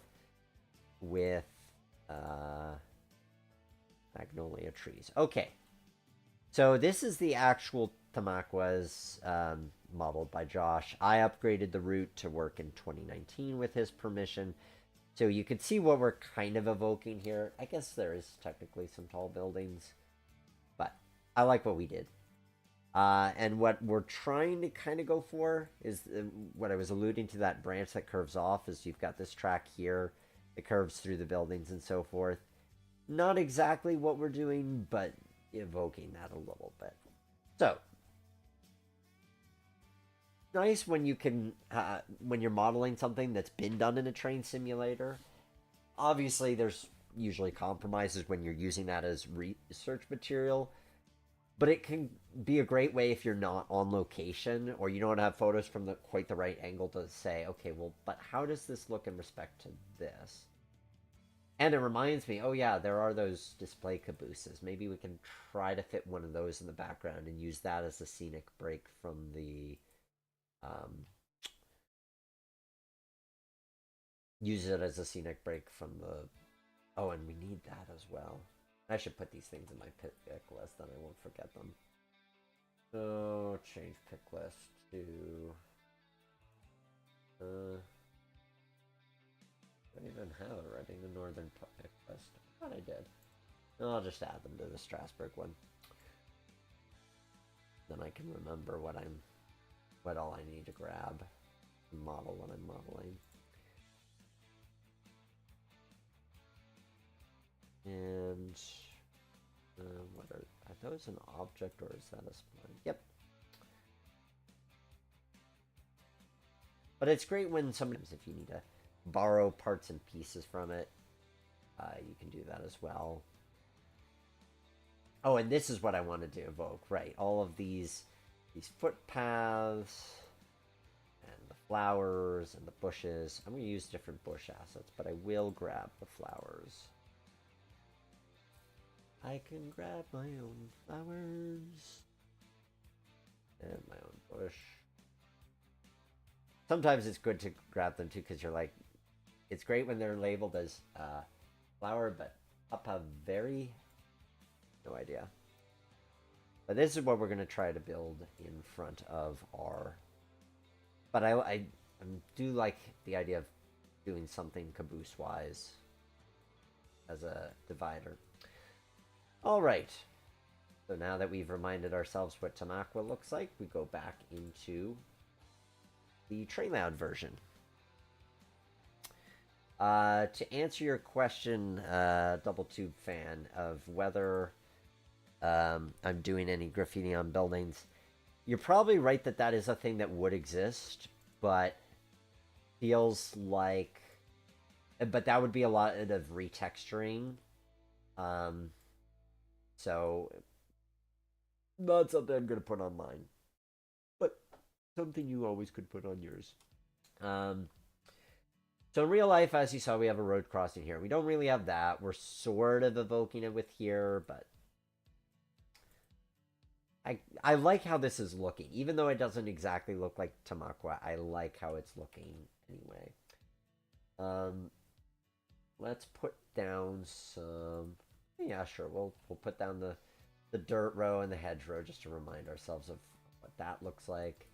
And I think I'm gonna have it start along here, and then I'm gonna curve it along the track just for a bit, just enough so that when you're looking down at the station, you're seeing this hedgerow for the distance, and then around here we can break it off. That feels right. Let's get that CL dirt edge. That can be what we use along the dirt path, or along the hedgerow, like so. And then we'll just lower the terrain a little bit so it's sitting underneath when we want it to, here and here, like so. And now let's see about some paths. So in our case, I'm going to pretend like the path goes off to the edge and then curves along here, like so. Maybe we'll bring that mountain a little bit closer, like so. Yep. Yeah, like that. And then we'll have the path continue on. I'm realizing I need to. We'll have it curve back like this, and that way it can go back over there. But we'll also have one path come off of there and move it like this. Straighten it out so it's perfectly straight. And then I want to have that crossing. So we need that platform like so. And then we will height adjust it to there and get it, copy it over. There we are. Yeah. So even where we're making compromises, and you could put the parking lot here, and that would be perfect.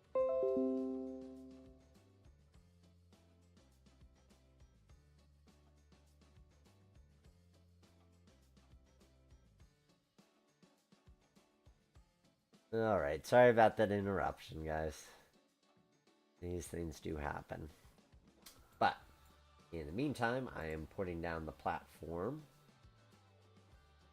to make Tamaqua feel like it is a station ready to accept passengers. Oh, man, that's making me happy. That's making me very, very happy. And we'll lower that into place a little bit more, like so. And then we'll just set it on the other side as well. Now those display cabooses. What do we want to do about the display cabooses?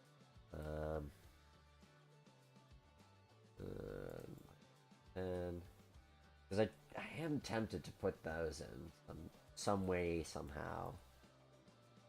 Oh, I'm realizing the station is just ever so little crooked. We'll fix that up. Nah, it looks better. Oh man, this is making me very happy seeing this. It's just so much color. Now you could be like, well, Nick, I'd rather put a sign like you could put a signing in there, but man, it'd be cluttered. Sometimes there's something to be said about just giving room. So I'm gonna go for a nice grass, something that looks very well manicured, very, very demure, very mindful. That looks nice. We'll go with that. And as I say, we could be here all day just perfecting the park. This will do the trick for now. But oh, I love that. Oh, I do love that. That is so pretty. So we'll get that taken care of. I'm gonna put this nice grass going all the way back here because I feel like all of this is very well taken care of. Glad that you can see the concept coming to life, Double. I'm so happy with how this is coming together. This is just it's so rewarding because you have the idea and you're like, okay, I think this is what it's gonna do, but then you actually see it and you're like, wow. And this one's exceeding, I think, even my expectations. And I felt good about it going in, but oh, let's take a second. We'll turn off the spinning circles. We'll save our progress. Oh, I have to cut. I have to cut my opening in the hedges, but oh, I am loving that so much, and it's such a different vibe from Jim Thorpe. You know, Jim Thorpe, we've got all this. The trees is very closed in. We've got the tall buildings there. Like it's cool. And then you've got Tamaqua, which is just bright and totally different. Totally different vibe. I love it. That is making me very, very happy. And yielding so many scene possibilities and photo possibilities. Yeah. I'm so glad we went with Tamaqua and didn't just make it a fictional place. And we even still got our the ability to have another industry. That was a lovely discovery. 15 minutes. Man, where does the time go with you guys? It's always so quick.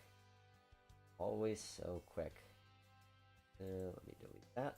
And then, actually, come to think of it, I could put that here. I just need to connect them. From there to there, and then I just need to lower it so it's not going to peek through the. Nope, I need to move that back to here. And just light for. There we go. That's what I was looking to do. There we go. Now we've got our opening for the platform. I can move the platform back there too. And maybe we'll just straighten that out so it doesn't have to look super weird. Oh, that makes me happy. Okay. Industrial park time. 15 minutes, we're going to get this textured. We're going to get our river put in. We're going to get some trees set up. We can do it. Oh, I deleted my carpet at some point. Oh, well. I'm going to have to figure out where I'm going to put my boundary line for this industrial park. Temptation says to put it right next to the track. That's certainly the easier way to go. You need to make it a little ziggy-zaggy in order to do that.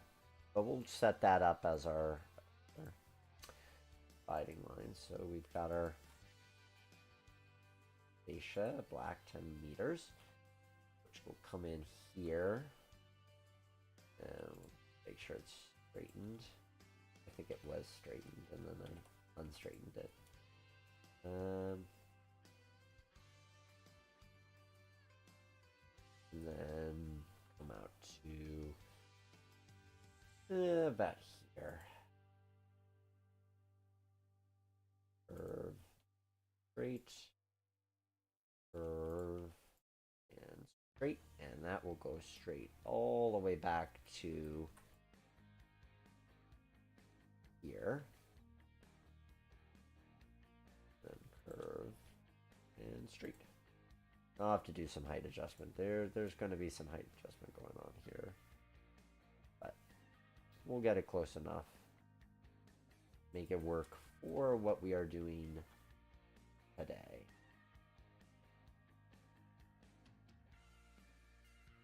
And then put another one there.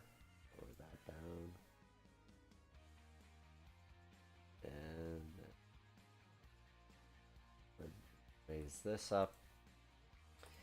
Fascia is always a finicky thing, but I'd like to get it in place for today, just so that we can really appreciate this layout coming together. I need to ask you guys, what do you think about these two-parters? It's been a while. I've done a lot of single-part builds this year, but do you guys have a preference as far as if you feel strongly about do you like me to complete a layout in a single build? Do you like something that takes maybe a couple of months to put together? I'm here for your feedback. If you prefer one approach over another, I mean, there's always going to be those single month builds because I like it, just a small layout we could get together in a month. But admittedly, there's more we could do when we give ourselves a couple months to devote to it. Actually, since I could curve that, I don't have to make that angled, because I could have it go straight and then curve with that, because I could put a dig hole there. Yep, that's what we're doing. So then I'm going to delete my spline points.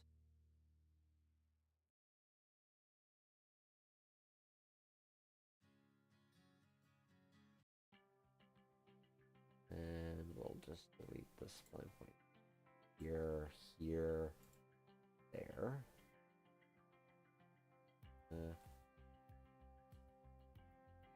Yeah, something like that. Like there, and like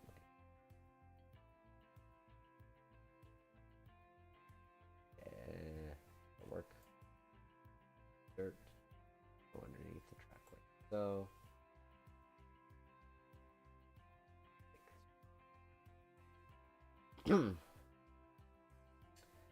There we go. And then I need to move the fascia a little bit out into the track. Perfect. There we go. That'll work for when we get to that stage of things. I'm realizing the track's might need to move that track in a little bit, because otherwise it's gonna stick out with the fascia. Hi, Wit Simulations. Glad you could join us tonight. We'll put that one in like so, and move this one in like so, because now we don't really need that extra room. Yay for a nice clean fascia edge. So double, you like to when I complete them in a single stream, because you can only see one stream every few months. Good to know. That's definitely going to be the standard. Continue being the standard are the single stream builds, because I like that satisfaction too of, like, in 1 month we went from zero to world in 2 hours. That's the fun of it. A fun challenge. I like being able to share the transformative process with you guys. So raise that up a little bit.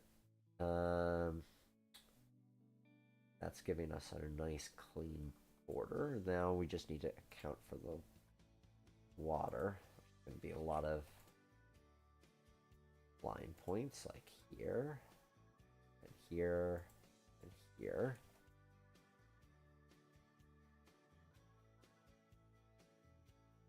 So I talked a little earlier, bit earlier about my modeling project, but how are yours going? Started anything exciting? Making good progress on the elements of your layout? Love to hear your stories of what you're involved with. Lately, my projects have been a little bit of everything.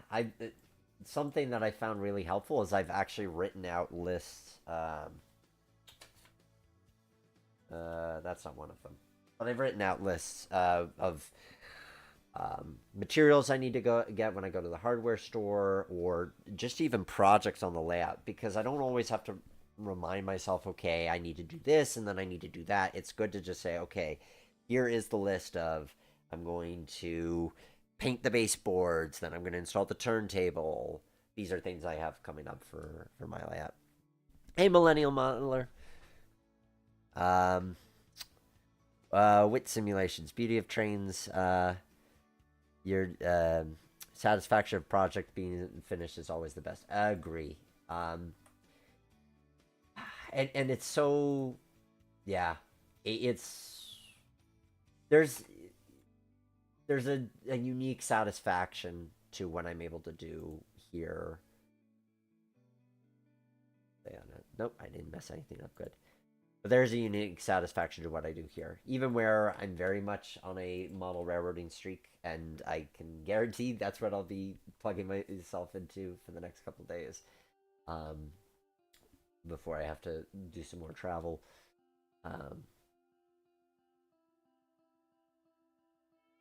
It's there's a unique satisfaction to what I'm able to do here. And so, get that clipped out of the way. Nice, nice clean edges. Okay, I want a kind of grass dirt base, and I'm just going to use that for all the way down here. And we'll need to put in the river, get that installed. I want to do that first. Yeah, let's do the, just in case I need to do some more landscaping. River. I want that. I don't know how much it matters. Let's go with just river 25. Or, well, maybe I want something with a little bit more. Yeah, this one has a little bit more texture to it. We'll go with that for this one, since that there's a little bit more movement to it. And then we need to get a good height for it.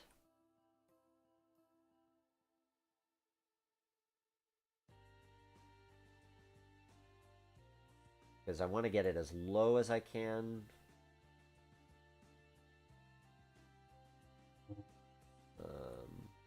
There we go. Yep. Get it as low as we can get it. Just so that we get those bridges feeling nice and high up. And we'd probably even go lower than that, but you guys know landscaping in Trainsy can be a pain. There's times when I will fight that pain. There's times when I will take the easy way out. I am happy with that river. That still feels as impressive as it needs to feel.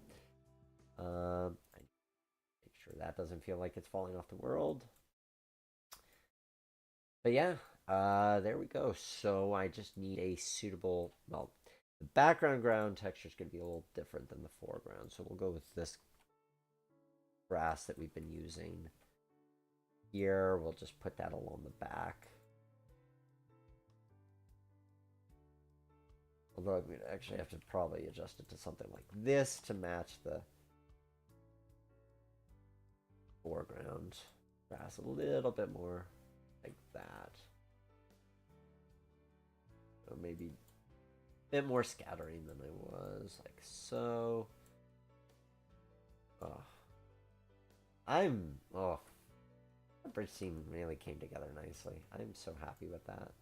Oh, there we go. Okay, that's gonna match that foreground rock texture a lot more. That's what we want. Oh, and I need to close that end off. But fortunately, I can just have it run into here and just have it go underneath, and boom. Lovely. I need some smaller trees because those are blocking the line entirely. I need really thick or thin. I need a really narrow but tall tree. And I know that I have them in here somewhere. A lot of the trees can be very bushy, very large, but I want something that's kind of thin. I'm thinking of a tree, although ironically, I think I'm thinking of a tree that I bought recently for my layout, like a physical tree that I'm gonna place. It's like, oh, if I had the digital version of that physical tree, then I'd be all set. I need something to separate the foreground and the background, but I think they are elks. I think that is what I actually am looking for the elks, because they're tall, but not super... Yes, okay. So, not that I'm looking to have a ton of elks, but when it comes to a tree that is narrow and allows me some space, because I want to create separation here. That is important.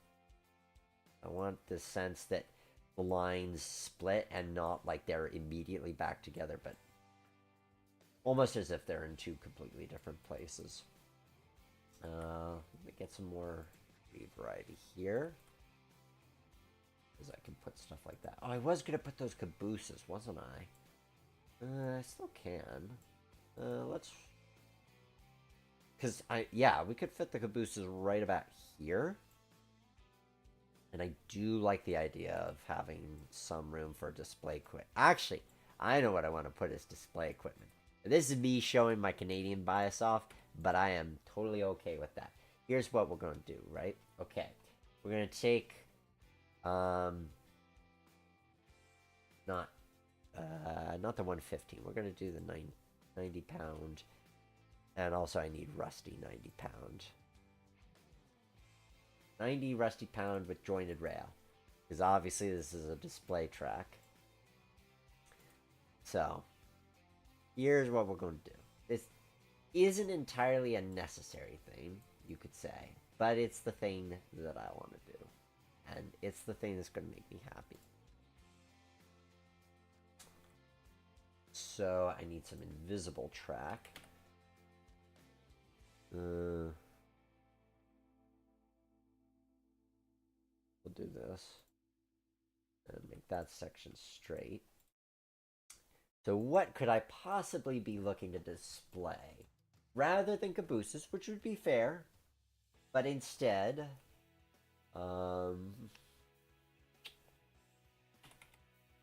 am looking to display none other than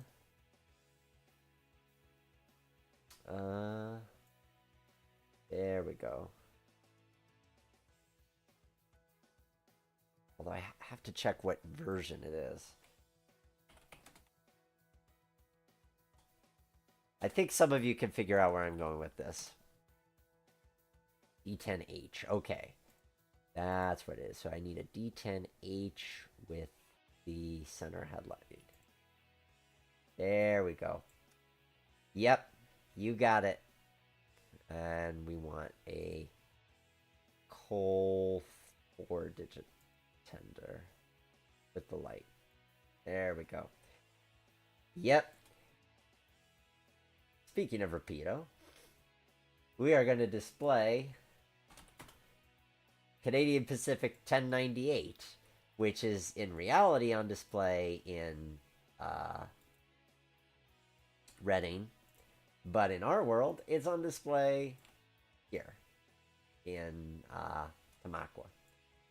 because it's my world, and I want to have my Canadian choo choo on display. So that's what I got. Oh, that makes me so happy. Oh, that's perfect. That ooh, seeing that makes me want to break out into my rendition of "Oh Canada." That's the fun of this, is that you discover by doing. And honestly, there's times when we accumulate locomotives where it's like, oh, I don't have a use for this. Like, I want it, but I don't know how I'm going to use it. And then you look at it and you're like, well, it could be a display locomotive in a park. And that's what we're doing here. So we got our display locomotive. It's not in blue, but we got our display locomotive. Uh, yes. Trains needs a walk around feature like Trains in World. Well, we kind of have one. Um, there is the number 5 camera view, which I do like using. We'll see that in the play section momentarily. We'll do a little bit of a walk around before we get our trains underway. Why is that? Oh, maybe I didn't put the split in the right place. There we go. Now I've got something to take. There we are. Now I've got both my frogs and everything. Okay, now I just need my industrial park. I think I'm gonna go with a city dirt texture for that. Just something nice and straightforward. And then I'll mix it up with other things in the base. Oh, and I'll need to also work on the... Yep. So that'll be our base. It might be too bright. I might need to mix in some other rocks, things, but we'll use that as a starting point. I like the idea of this being a kind of brighter section too. I think that's another way of creating good contrast with the foreground and the background, is just using different color palettes. That's another way of making them feel like they're two different locations, but not clashing too much. It definitely is a balance. Okay. I need a little bit more of that to get down to the river bend.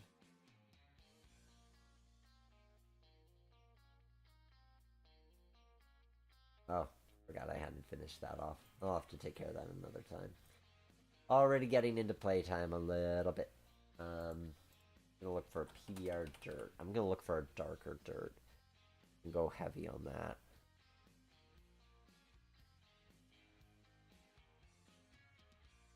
We'll do a little bit of that there because that feels kind of interesting, different. Not liking that so much. But yeah, something like that.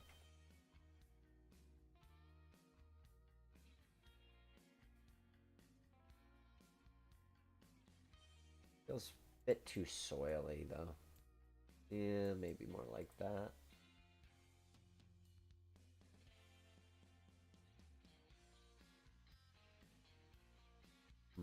Too big. Maybe that. There we go. Something like that. A little bit of that. Interesting. That one's lighter than I thought it would be. This. A lot of lighter textures. Darker dirts.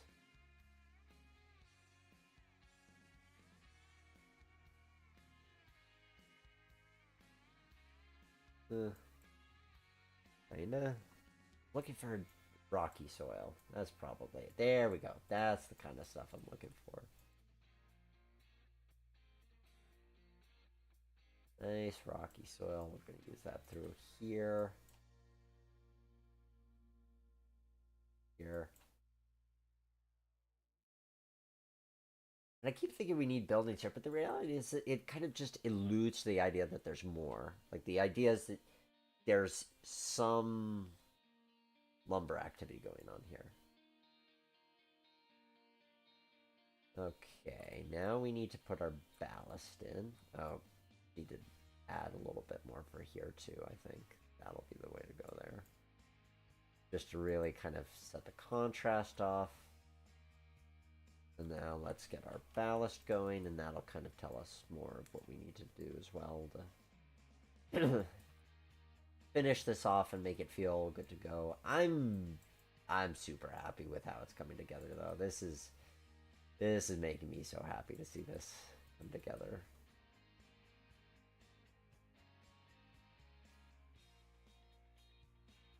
There we are. Okay, let's put our floor back in, which somehow managed to disappear. This is a little disconcerting to watch as we're flying above the world.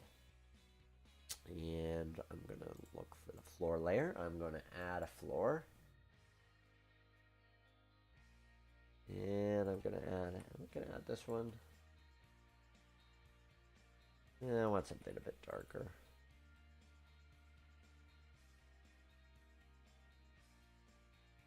So cliche. I like the carpet one the best because it's just dark and hard to see anything. I know I use this one a lot, but I think this is another case where I'm going to use it. Negative 90 to get the right height. And bam, and bam. And still looks floating without our walls in place. Let me just put a couple layers down because I don't know if I want to take care of the walls and all that now. I'll just put here and here, and there we go. And now when we're playing it, it looks like a proper... I'm gonna put the walls down, aren't I? Wit simulations. We do have one if you have 22 or 19 platinum. One what? And I'm running 19 not platinum. So unfortunately, whatever you're offering is probably not going to work for me, unfortunately. Let's see. We'll do some regular blue walls. I think I need the no shadow. Yep. Let me add that to the wall layer. I'll just add one. So. And we'll put that down to negative 90.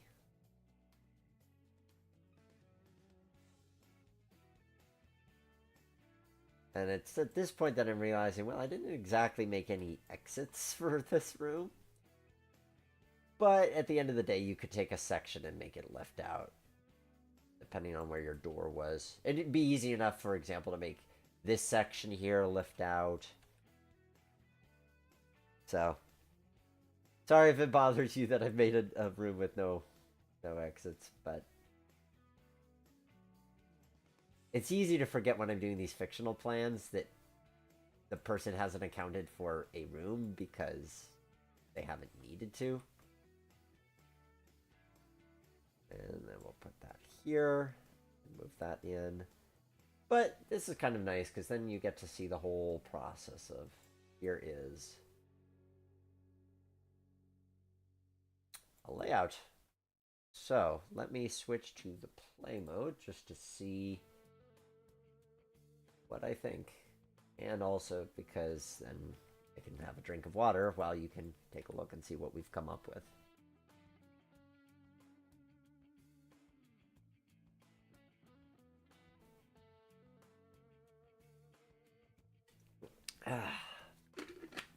I am very happy with how that turned out. Oh, the walk mode. Yeah, I have the walk mode. So just to show the walk mode, if we set ourselves down here we are in on the platform at Tamaqua, and we can go across the tracks here, and we can go down our little footpath. I mean, I wish Train Z had... I wish it was more seamless so that you could go from this walk mode and mount a cab a la Railroader and the like, but it's a walk mode. It does allow me to get down to ground level.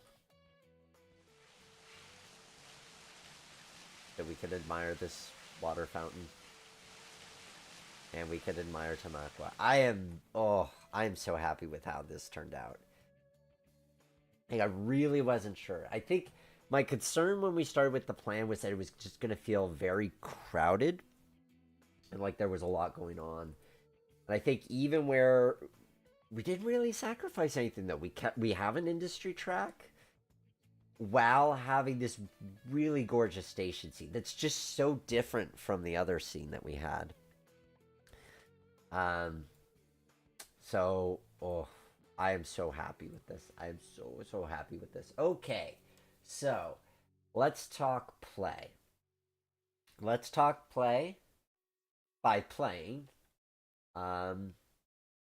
Let's set ourselves up for a couple of things. Because we're gonna go play. First up, of course, we're gonna get. I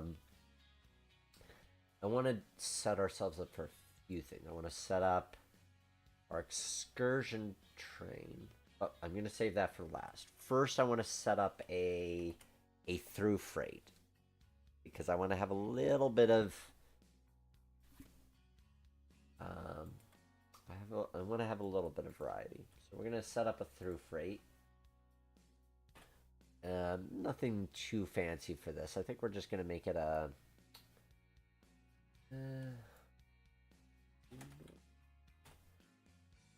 yes. So we're going to set ourselves up with a couple of SD40-2s.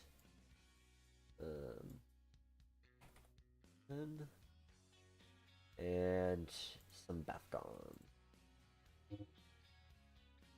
So the idea with these two staging tracks is that if you didn't have a full yard, you could at the very least have full trains ready to go. That'll make the trip around the layout. So we've got our full train loaded up. And then do we put it there? I have to think which way the cold traffic usually goes on the RNN. It could go either way, honestly.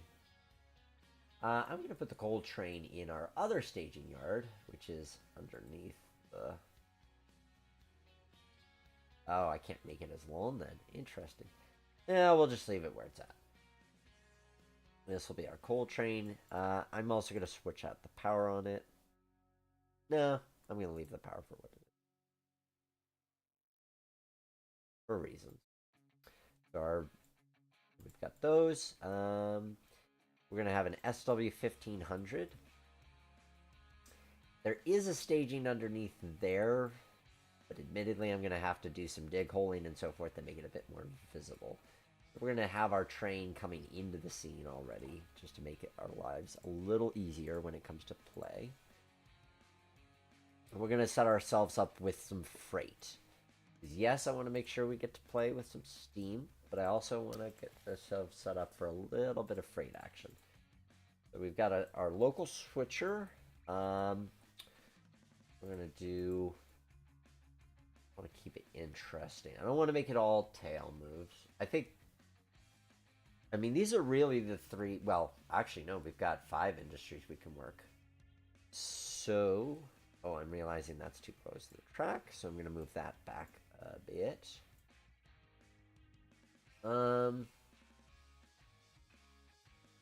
Alright. Let me use my dice. Figure out what's going to be worked and what isn't. Okay. So the way I sometimes, if I want a cheap and easy way of figuring out what signings I'm going to work, I roll a die. If it's 1 to 3, it doesn't get worked. If it's 4 to 6, it gets worked. So starting with the chemical plant, that is not getting worked. Lumberyard is getting worked. Feed store is not getting worked. Transload is getting worked. And the... Well, this really couldn't be worked because there's no way to run around it anyway. So we're working the chemical, lumber, and feed. So it's all trailing points. So keeping it easy, but you guys want to, I know some of you are really here for the steam. Ooh, maybe we should just have some fun with the steam. Like, what if the Reading Northern was using steam locomotives for their... Yeah, I like that idea. Okay, so, or, I know what I want. I know what I want. So, yeah. I want a Reading. No, I'm not going to be able to. Nah, I should just work with the diesel. We'll just stick. We'll get to the steam in a little bit. So we've got that. I'm gonna put a UTLX tanker. I'm gonna put a tanker in the consist being dropped off. I'm going to pick up lumber. So that's gonna be a TTX. Bulkhead flat, sure, why not? Been a while since I've run with one of those. And over here, but I gotta keep it interesting. Let's say I've got to drop off a feed car, so that's gonna be thing. 55 to. Do I have the R&N freight car? Well, I must, because I have the Bethgons.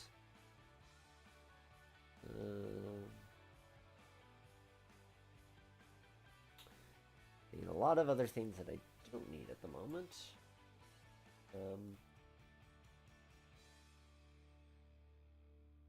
Yeah, that's what I wanted. Okay, so we're gonna set off one of these here. We're gonna pick up another one here.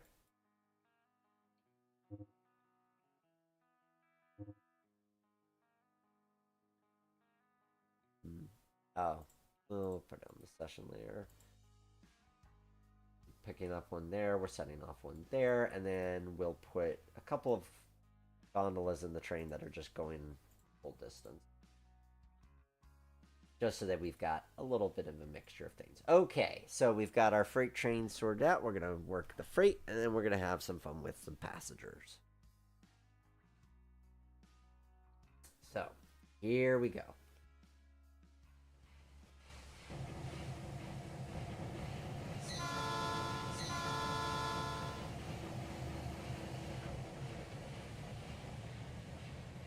The first up, simple set off. We're going to...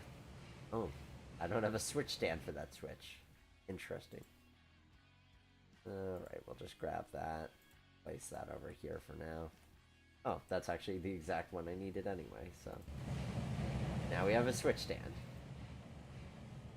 Make sure my switches are aligned. We'll get that set off.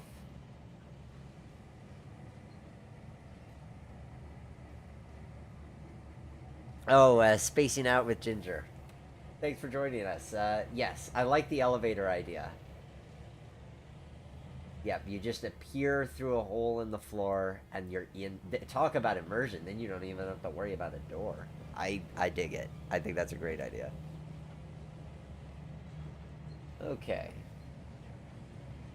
So we're dropping off this car to our fictional chemical plant.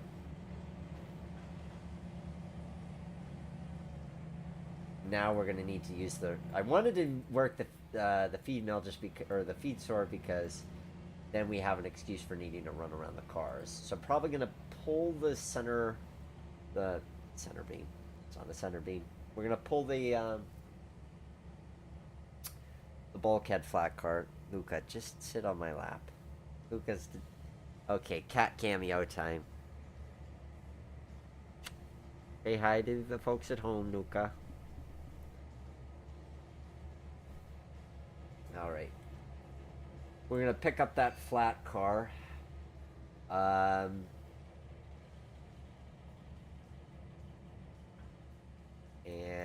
then we will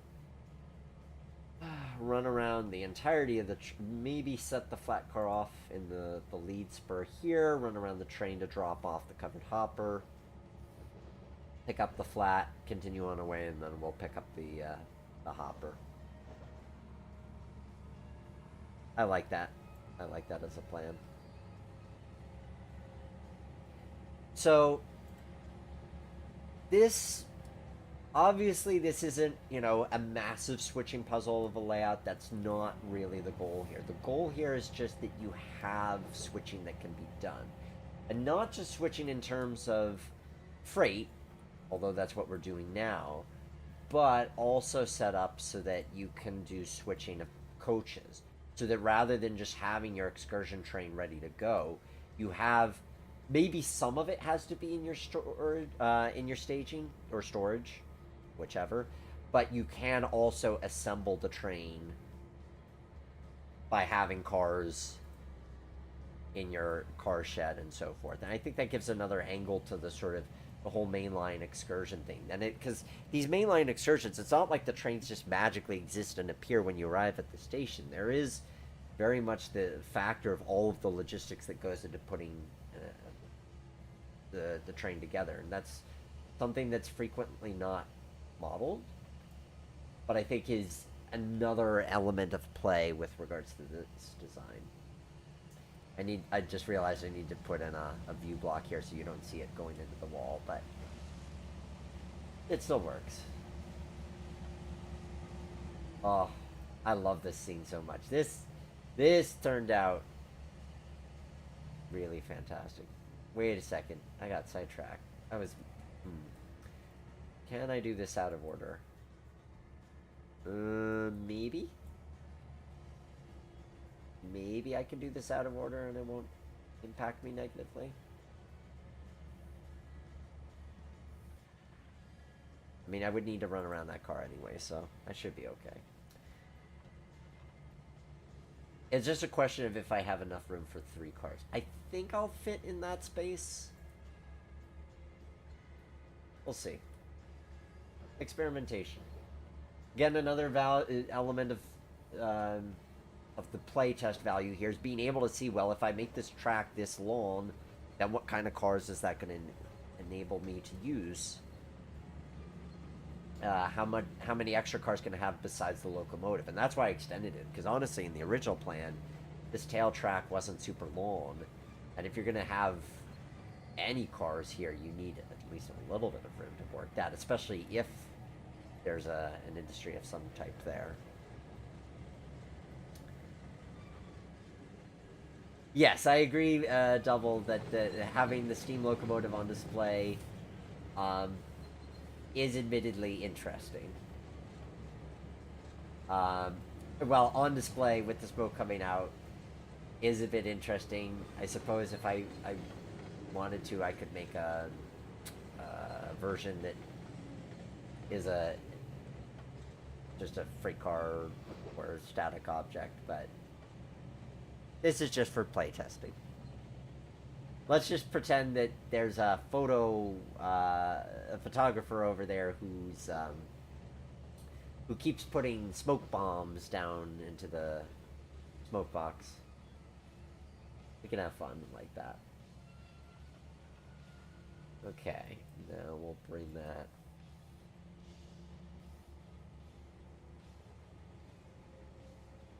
Actually, I'm realizing, I did part of it right, but I do actually want to leave these cars on the main, because then I'm going to put the bulkhead flat on there, and then I'm going to need to run around them again. So, yes. Thoughts?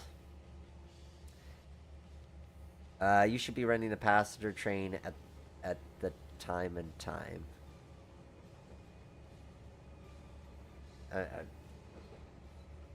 Not sure what you meant by that.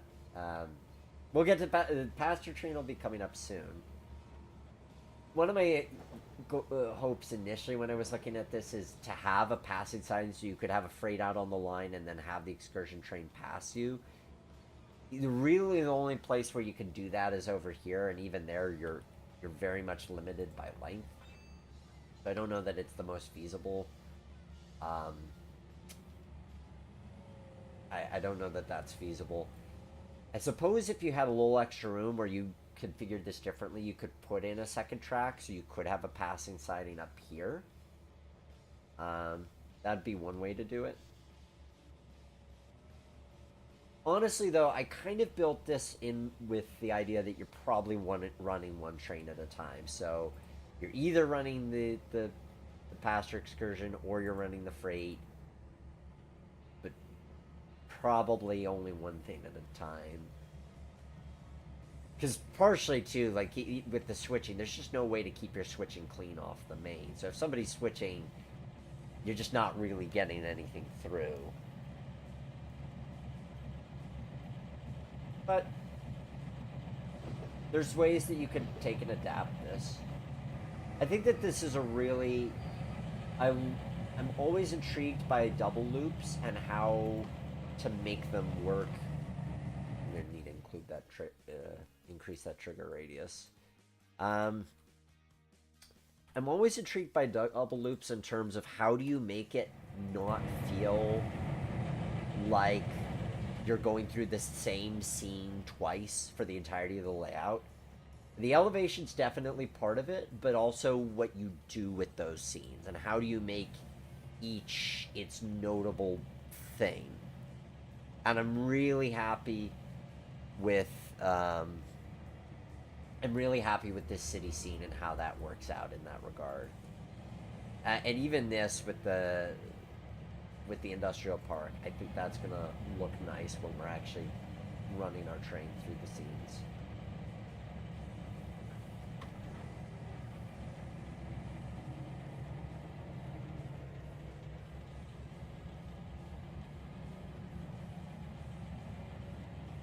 So we're bringing our bulkhead flat car out, and then we're gonna put that into this side track over here so that I can grab the gondolas, run around them, grab the flat car. Ooh. And it's a good thing I went for that flat car first, because clearly I do not have room for more than the locomotive and the flat car. So I'm going to tuck the flat car there, and we'll retrieve it after I run around the gonds. And then the covered hop, but before that, the covered hopper's going to go into here. So, yep. Order of operations. So, as I say, this is a layout where, yes, the centerpiece is running, like, you are building this primarily because of your desire to run 425 in circles. I think that is kind of the goal of a design like this. But there's enough other stuff to do that it doesn't feel like the sidings are just decoration. You can actually be switching with a purpose, and I think that gives it a nice element of life beyond just the kind of the main goal of let's run 425 and 2102. So we've got that out of the way. We're gonna pick up our cars off the main. We'll tuck that in. I think once we've done that, we'll do our loop with the freight train. Or maybe we won't even loop it. Maybe we'll send it back and we'll just go. Because I know y'all are eager to do Steam. I gotta confess, I'm eager to do Steam. So, yeah, once we've got these switched out, we'll just take our cars out of town.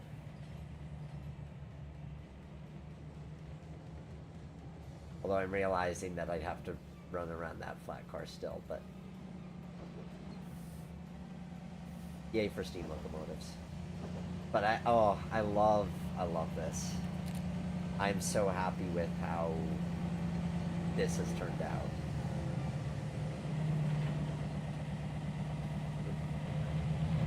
Oh, and of course oh, I know a quick way I can run around that flat car.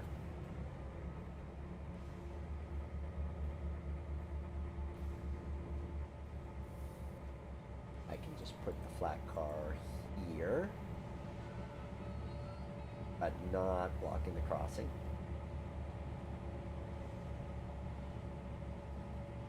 And now I'm going to take our hopper car back to the feed store.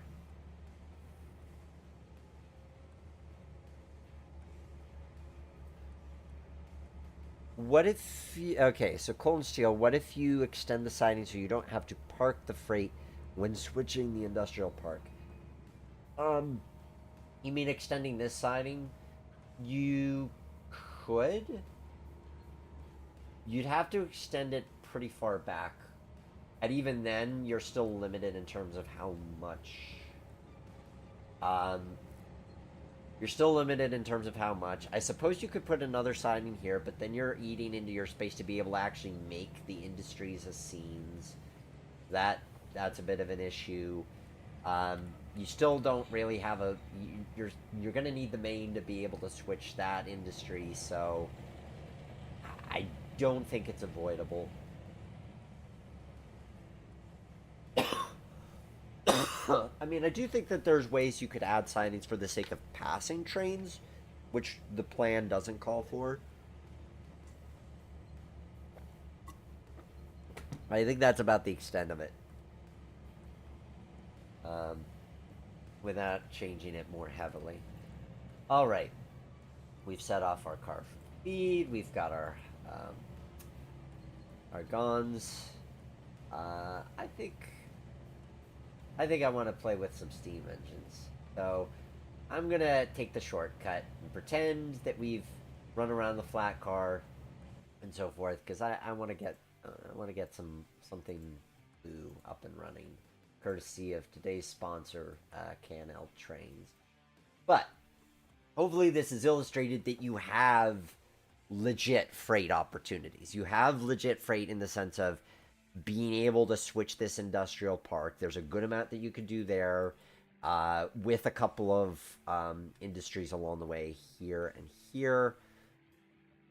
So this, yes, the passenger excursions are the centerpiece, but they don't have to be the only point. Now, without further ado, let's have some fun with 2102. Of course, the first thing we have to settle is, are we doing the high headlight or are we doing the center headlight?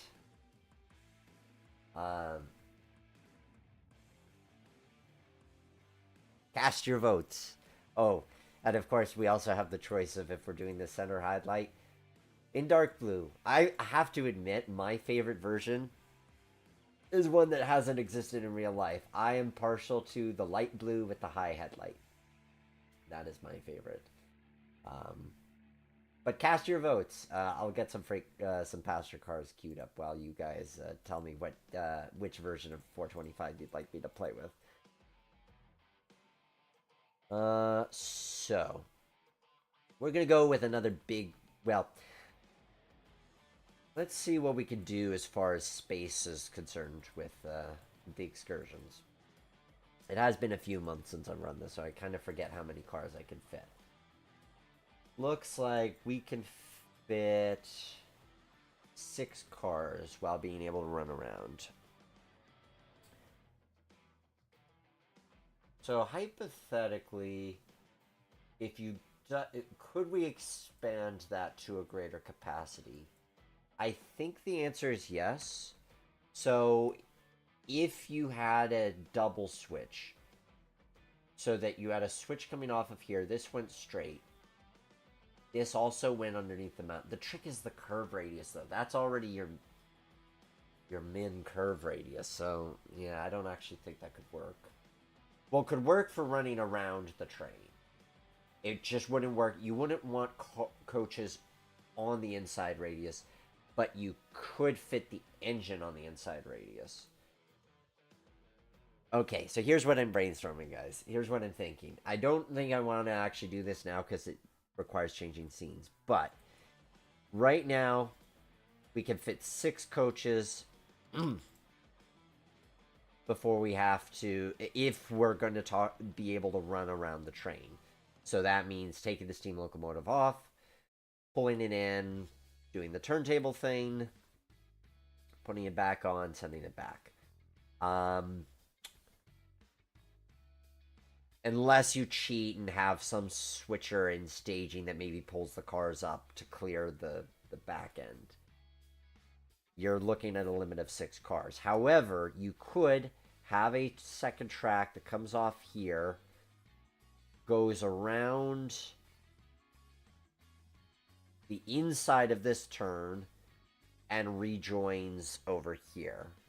I mean, yes, we do have these switches, so that opens up some other questions, but it does increase your runaround capacity. The only other way you do that is if you... Actually, hang on. So, we've got the runaround coming in here. We could push it all the way back to here, though. Like, there's nothing that says we can't... we could have that curve be part of the runaround. Then it cuts off to the industrial park. Yeah, I like that. And that won't require major earth-shattering changes. So let's do that as a thing. Very briefly. Let's see, it's... You learn by doing. You learn by doing. You learn by experimenting. You learn by saying, hey, what if we did this instead of that? So we're going to do that. We're going to raise this track up. Probably have made that a little spicy of a curve. I'm going to push that out a little bit. Like so. And that looks good from there. And then we take out this part of the curve. We put our straight section matching here. We split the curve here. See, it's by... Yeah, I love when we can learn by doing. I love that. And then we put in a switch here. Ah, boom. Look at that beauty. Although something weird happened there. I think I used the same spline point twice. That's why I did that. So, hopefully you guys saw what that was all about. Basically, what I realized is that if we put the switch closer, we can have a little bit of straight devoted to this. Now, you are impeding on the main line, but I would say it's worth it because we want to have the largest amount of turnaround room possible. So I'm going to say it's good to stay. So now, thanks to that recent brain blast of an idea, if I put in another... there, and I'll throw that. So now how many cars can we fit in? Center headlight looks better. Okay. High headlight. I need one more vote, guys. Are we going high headlight or center headlight? But now, can we fit 9 cars? I'd love to fit 9 cars. Can we fit 9 passenger cars? We can. That is awesome. Okay, so that little change in the track plan means that now we can fit 9 passenger cars. I love it. Now, because, I mean, yes, we could do even longer trains and da-da-da, but to have something meaty, that makes me happy. That makes me super, super happy. Okay, so... Yes, it doesn't change fundamentally how it runs. The only thing that we've done is we've made this a little bit more crowded with track, but this is worth it because the excursions are the centerpiece. So we can now fit 9 cars, which is awesome. Go with the sample 9-car consist and see what that looks like, just so I know what I've got. Yeah, there we go. That's looking pretty sharp there. And yeah. Oh. Yay for that victory. That is a cool victory. Wait, how did we have a 9-car consist and now it barely fits? 1, 2, 3, 4. Must be some slightly longer coaches. But close enough. 9 cars. I'm calling that successful. All right. MR. What games is this? This is Trains with a Z. 19. Modern paint and center headlight. Okay, we've got our winner. Modern and center it is. So we're going to run a 9-car excursion tray. We're going to run 425. We're going to do the whole 9 yards, ladies and gentlemen. We are going to... we're going to start 425 out from the shops. We're going to put our train together by way of having each of our sets of cars on different tracks. We're going to put these guys on the... so that the cars actually have to be... that we have to assemble the consist. We've got to get it to the platform. And then we do the whole journey. We do the thing. And there. So, am I actually moving the consist? Now I am. Okay. So, I love it. We've got 9-car consist. We've got a 9-car consist that we're going to be putting together. We are going to be...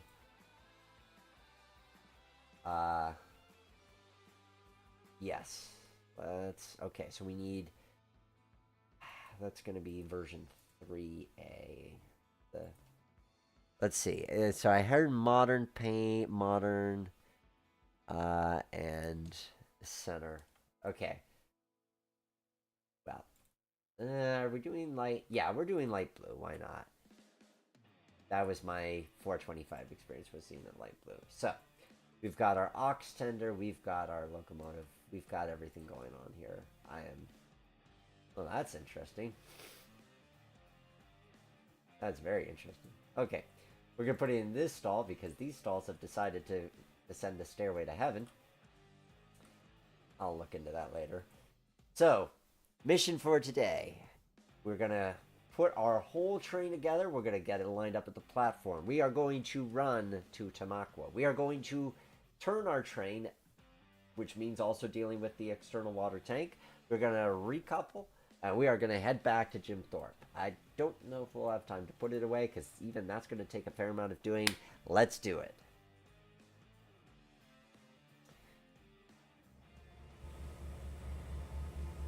First, got to get the turntable lined up.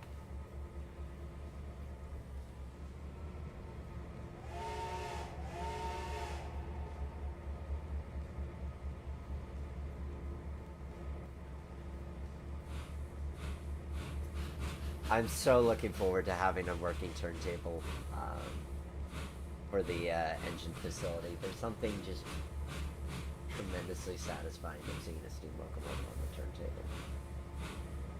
Barely fitting, but we made it. So let us get turned around here. I love the thing that really endeared me to this plan is the fact that the turntable is shared between both ends of the line, so you have the ability to turn your power around without having to wire it.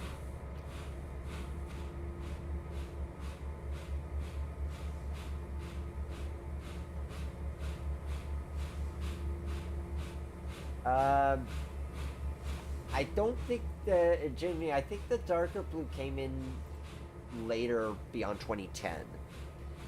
Like 2010s was darker, but the year 2010 it was still in this scheme.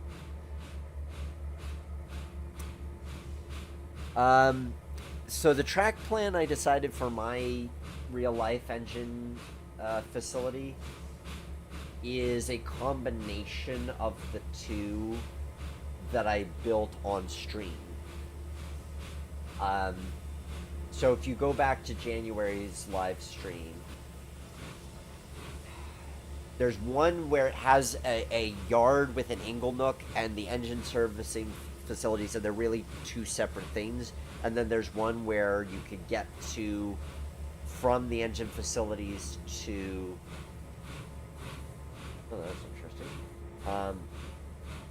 You could get from the engine facilities to the the mainline tracks, but it didn't have an Ignal Nook. And what I've done is kind of a hybrid of those two. Once I'm further along, I'll show you.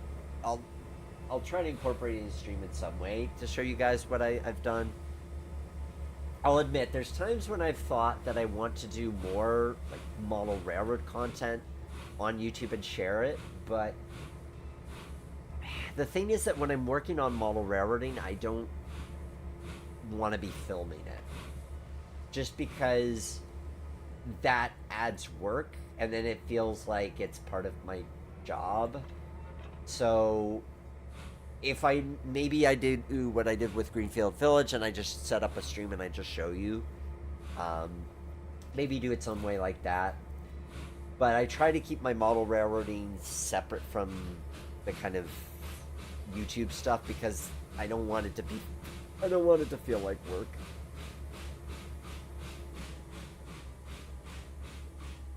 But at some point I'll show you. Anyway, here we are. 425's now put together. Now we need to go grab our coaches and get our train assembled and on the platform.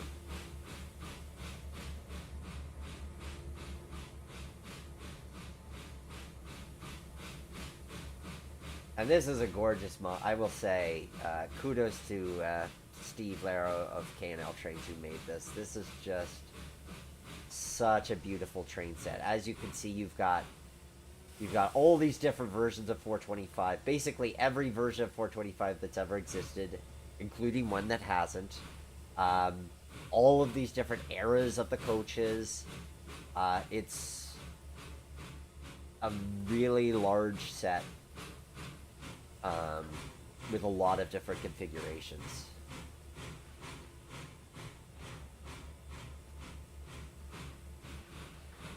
And once we get up and running, I'll show you the cab and some of the interiors of the coaches because those are super nice. But this is a gorgeous locomotive. And we'll do the close zoom up thing as we go to get our second group of cars. But of course I've made this easy on myself switching wise. Sorry guys. I've made this easy on myself switching wise by having all the cars in order, but you could definitely make it interesting by way of maybe certain cars need to be swapped out. Maybe you're running the Gorge train as opposed to a long distance excursion. There's a lot that you could do with that. Let me make sure I threw that switch, because I have a feeling I haven't. Yep. I'm going to need that switch.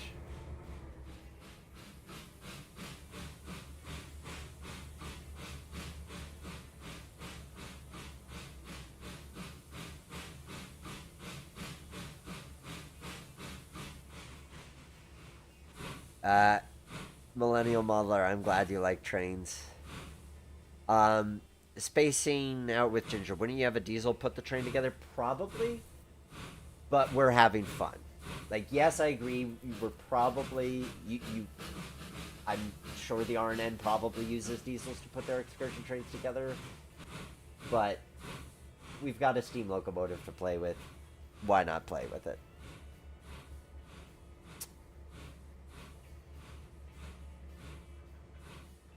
Yes, Jimmy, as somebody who's been doing filming layouts, yes, you get it. Absolutely.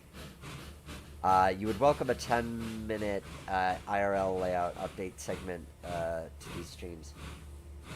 We'll see what we can do. Maybe what I'd be willing to do, because it wouldn't be a ton of work on my end, but then you get to see what I'm up to, is maybe I'll try and share photos. So I'll take some photos and be like, here's how Greenfield Village looks this month, and here's how the engine terminal looks this month. Because then that's not a lot of work. I can put that together fairly quickly. So if you want to see more of my real life modeling, you want me to talk about some of the stuff that I've done and how I've done it, let me know, because then I'll make sure to make that a priority, that I share updates of what I've been modeling.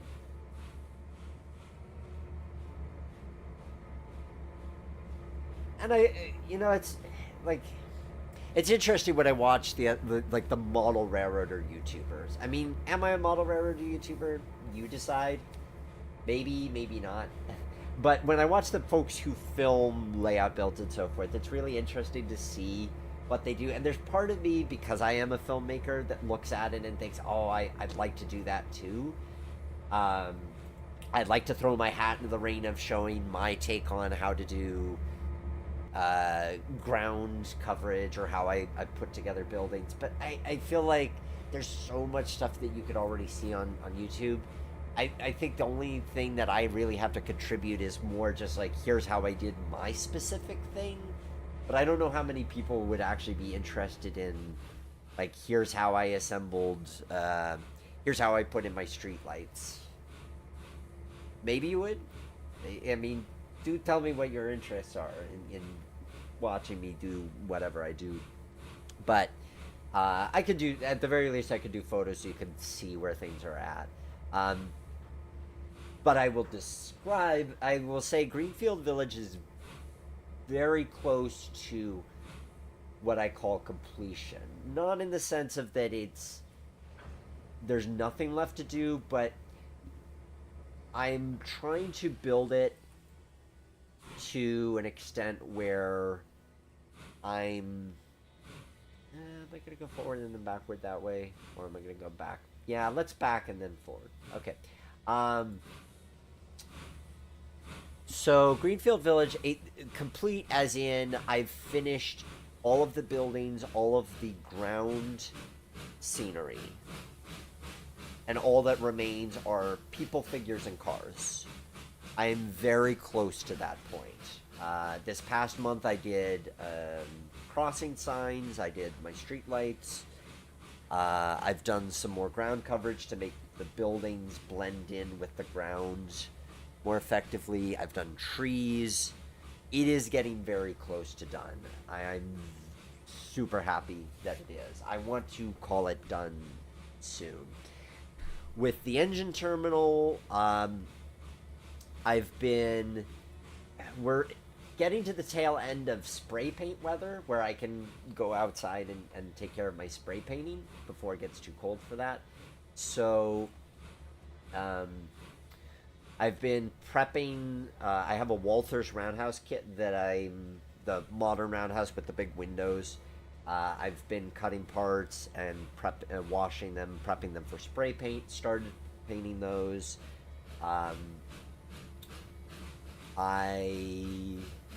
have cut the flex track sections I need for most of the layout. I've started soldering my wires to my rail joiners.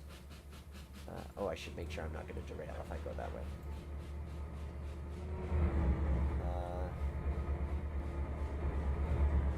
I'm going to definitely have to make that look, because I have no idea if that switches it the right way or not.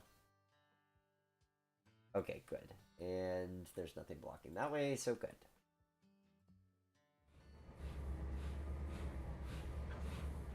Come to think of it, I could have just checked the map on that, but oh well. Actually, I can't because I have switches disabled. So,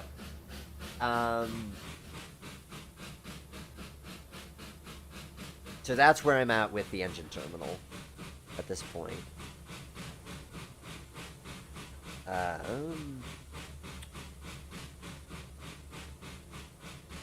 A lot of prep work, because I want to get the track laid as soon as I can, and I want to get as much of the spray painting as I need done out of the way, so that when the weather's too cold for that, I already have everything ready to go, even if it's not assembled. Spacing out. Totally off topic. Is the Build a World series coming back? Technically, it never went away. You're talking about Build a World with Heist. Um, that never went away. It's just that Mark's been super busy and hasn't had time um, to finish his module. So once he's got the time, but he has brought it up to me as something that he wants to continue. So we will continue working on that. I'm glad that you enjoyed that. Those are fun to do. That's a nifty a nifty thing, the build a world kits that Walter's doing, where you subscribe and you get the materials to do a little diorama. I'm actually looking at mine right now, and I've finished up through week 5, so I just have the detailing that's left in week 6. And then one more question, then we'll have a moment of silence to appreciate the train coming in. Millennial Modeler, if the production is done right, people will watch almost anything having to do with the hobby. Filming and then explaining it engaging way is often more difficult than the task. Exactly. There's no doubt I could do it, but if I want to put in the work on that, that's another question.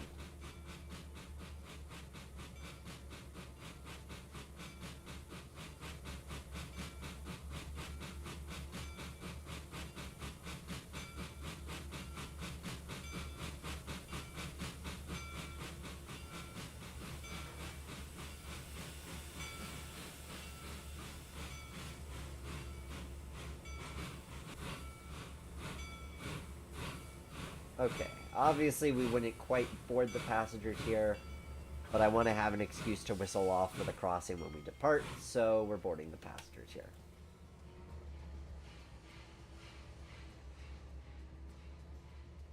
And Jimmy Lambert, amen to that, brother. No, thank you. Yeah, it's not that I'd be shy of doing the work, it's just, I think filmmaking... Filmmaking and trades are a very gray area of what's work and what's play. I mean, I'm very fortunate in the nature of the work that I get to do. I get to do some very cool projects. If you want to see what I've done, in real world video wise, check out Flying Yankee Association. They just released the trailer for their fundraising campaign, and that was something I created for them, and that was a lot of fun. That was a really cool project. Flying Yankee is a streamlined, articulated train set built by Bud in the mid-30s, and this group took ownership of this train set and they're restoring it. You can check that out. So it's super cool that I get to film trains in real life as part of my job. It is awesome, but it does mean that there's a lot of where is the cutoff of what I'm doing for just me, and just for fun. And so I model railroading. I'm trying to make sure, me actually working on my models, I try to ensure that's firmly in the camp of play. And if I choose to incorporate it into work by way of having it on YouTube, that I'm doing it for fun and that there isn't too much of an obligation attached to it. All right, time to head out.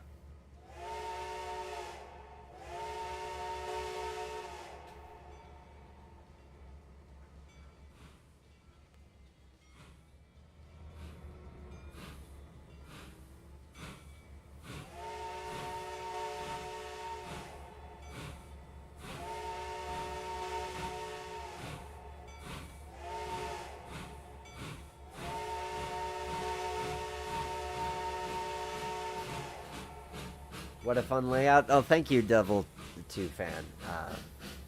I think so. I think that this is a kind of layout, and it's not super big. This is 9.5 by 11 feet. You can probably fit this into a room, even if you're in an apartment. I mean, it's large for an apartment, but you could probably find a space to do it. Oh, here we go over the big bridge.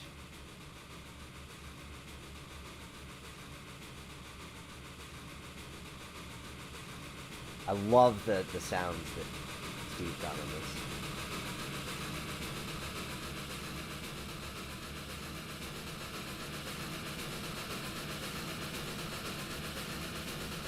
I should make sure that siding up ahead is lined for me. I'm going to be in a world of hurt if it isn't. Yep.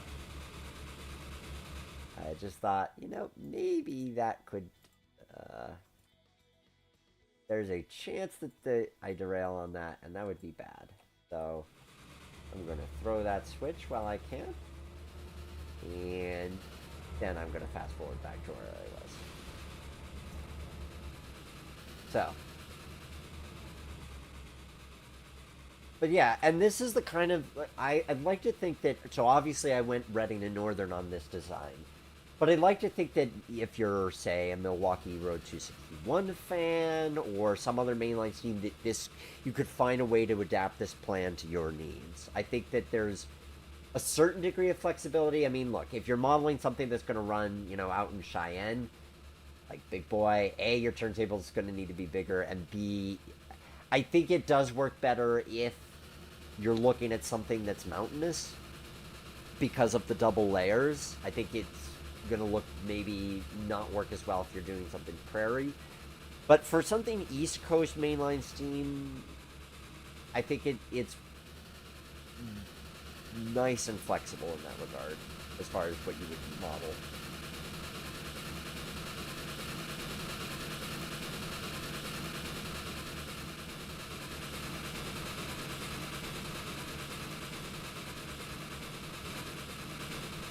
So we'll do one extra lap just to take in the ambience. Let me make sure I haven't done something foolish like leave a switch open. I don't think I have. Good. So we're going to take an extra lap just to pretend that we're...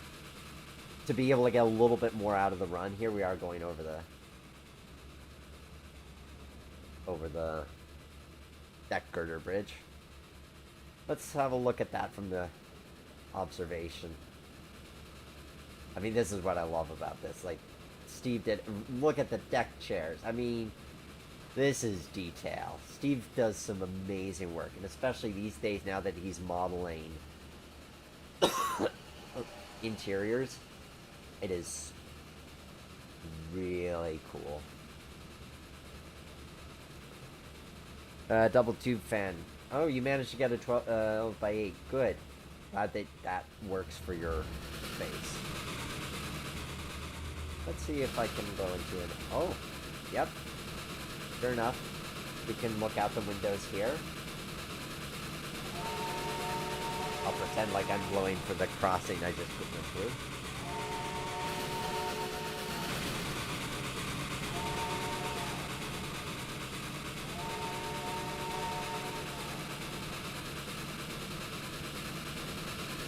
Here we are going through the bridge. Now let's have a look in that cab while we're at it. Before we get to Tamaqua. So this is the 3D cab. And that detail, again, is just super well done.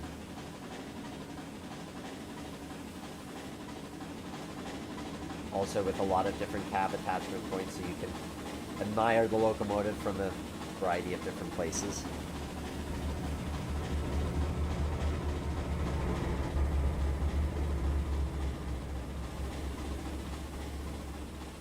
Here we are going behind the scenery. Okay, we're going to slow down because we're getting close to Tamaqua. I don't want to completely blow through it. I like this scene. This is one we did last time. I mean, I was really happy with how we got Jim Thorpe to fit in such a small corner. Alright, here we come in. Ooh, and sure enough, I'm going too fast because I'm also going downhill.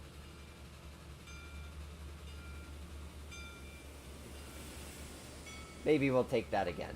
Okay, here we go through. And there we go through over on top. And now this time, once we get to bridge, I'm going to slow down sooner so that we are not blowing through the station. Oh, the loose coal in the footplate. I hadn't even noticed. Yep, good call. I didn't even notice that. Yep. No, Steve's doing some of the best steam locomotive 3D modeling you're going to see anywhere. It's super well done.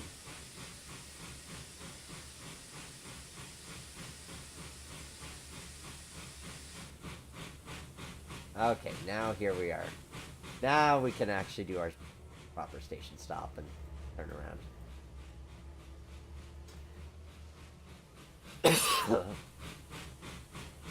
And even this feels like a scene that I've seen. You know, plenty of steam excursions. You're going through the less attractive parts of town, the industrial parts. I love how that looks. And then to just turn the corner and now we're in Tamaqua, and the nice part with all the parks and stuff.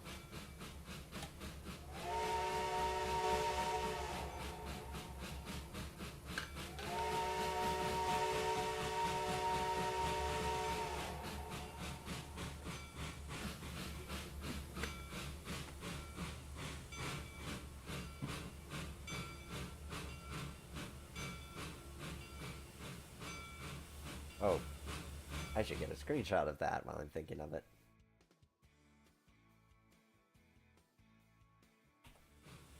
Oh, not the screenshot button. And a little lower. There we go. And now pulling us forward as much as we can so we make sure we clear that rear observation. And yeah, so the Reading Northern runs some pretty long excursion trains, so you could get even longer than 9 cars. I mean, I suppose if you really want to get crazy, you could make your run around all the way back to here. But you're still going to have to be mindful of how long you have a run around on this side of the layout. But that's why being able to pre-visualize this and try out and see how long these things actually are is part of the benefit. While we're getting ourselves set to make our run around here, shameless promotion time. If you like what you see on the live stream, you want to support me, you can head over to patreon.com/theroundhouse. There's a link in the description. And it's for as little as $1 a month. You're supporting the work that I do here and on the Roundhouse podcast, and I really appreciate that. And as a token of my appreciation, you get early access to trains layout releases such as this before they go up on greattrainlayouts.com for download for everybody to enjoy. And at certain tiers, you also get access to early episodes of the podcast. So thank you for those of you who are supporting me on Patreon. I appreciate that. Now, here we are making our run around move, and part of that, we're going to be able to turn the whole locomotive around. And that part of what makes this plan really work on that front too is that we have this extra run around here. So we have a place that we can drop off the auxiliary tender and then turn the steam locomotive around. Then we can grab the tender and head back. Now that said, I don't know if technically this tender is designed to work both ways, but we're going to pretend like it can. And we're also going to admire the view as we cross this Main Street crossing here.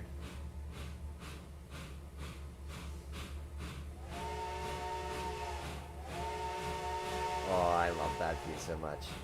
This was one of the gems. I love it when there's an unexpected gem of an opportunity for a scene. Because that was not something going into this that I thought, oh, this is going to be a big deal. I kind of thought, oh, well, you know, that's going to be the town. But this little town has really made me smile. I'm really happy with that. Oop, a little too far.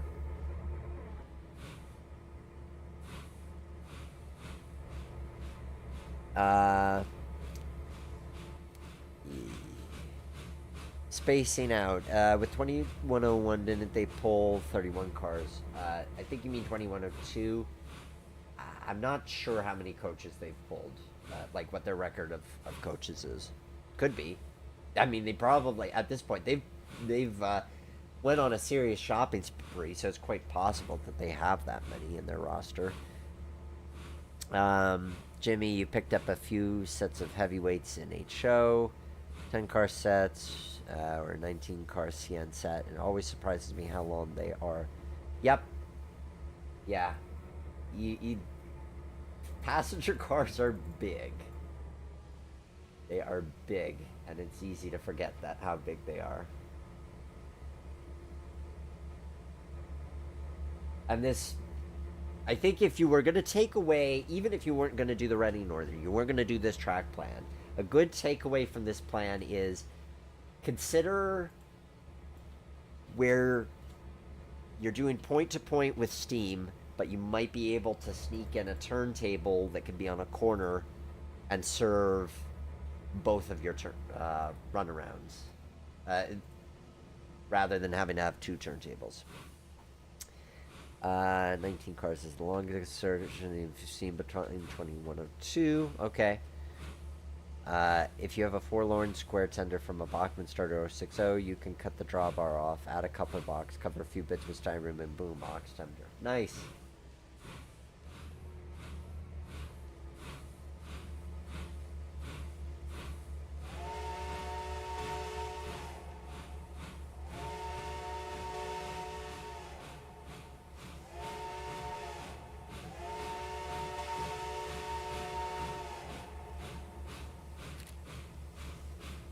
Oh, I'm so happy with this. Let me throw that switch before I forget. Oop, something weird. Here we are in the park. Man, seeing this thing running, I wish somebody made this in HO. It's sort of, on the one hand, it's really surprising to me that no company has, because it is such a popular excursion engine. But on the other hand, because it's sort of a one-off, like this doesn't really look. I mean, yes, it's a classic Baldwin Pacific, but there's no other. I mean, it's a GM&O Pacific, so it's not really based off of anything other than. I mean, there's probably similarities with other Pacifics. You could kind of like focus on 425 and then have Fubi Pacifics, but it's a very distinct locomotive. It surprises me that nobody's done it yet, but I can kind of understand that it's probably expensive, as we've learned from talking with Curtis in previous live streams. But I would love to see somebody do it. It would be tempting. If somebody did a nice job on this, it would be tempting.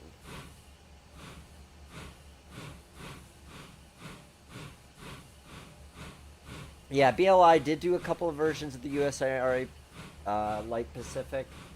And I think they did do a 425 off of that, but I mean, nobody's done the 425 as 425 as opposed to it being a Fubi of something else. And then they did a 2317 off of that, which I wasn't a fan. I mean, I get it. Maybe some people liked it. For me, it didn't do it for me. Alrighty. So we've got the locomotive turned around. We've got our aux tender reconnected. And so now we're going to get back on, couple back onto our train. We're going to return to Jim Thorpe and we're going to call it a night. I am so happy with how this plan has turned out. I had a feeling it would make for a good Reading to Northern track plan, but seeing it come to life, it really works. I'm so thrilled with it. And hopefully you guys enjoy it too once it's available for download.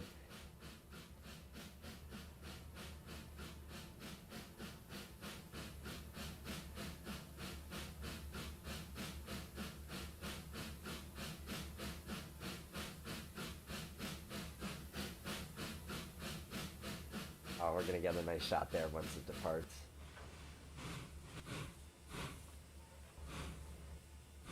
There's something too about the fact that it's on this really steep grade that kind of adds to the drama as well as it's facing up. And there we are. All right. So everybody's coupled back up.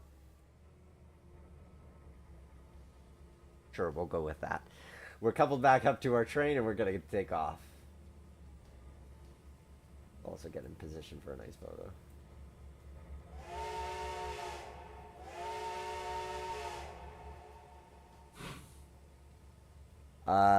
Is 425 produced in O scale? Can't remember if MTH or Lionel made a model or not. That's a good question. I'm not sure. Off the top of my head, I don't know. I don't keep up to date with O scale stuff as much. Photo time. Once upon a time I did. There was a number of years where my dad and I did O scale. But that was many moons ago. Now I am pretty firmly in the HO camp.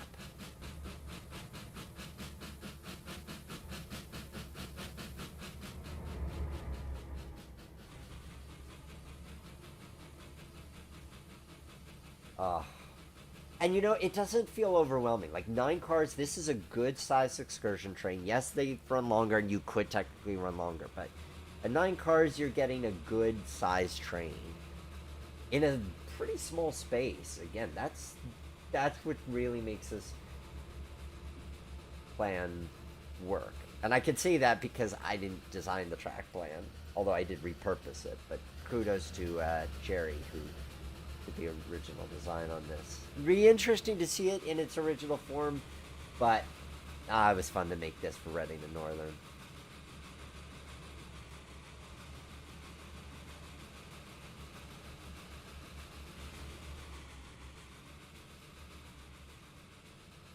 And we can appreciate the stone wall this time from this angle as we're coming in over Tamaqua. I'm glad we made that station fit. I'm so happy with that. How the station fits with the garden and everything.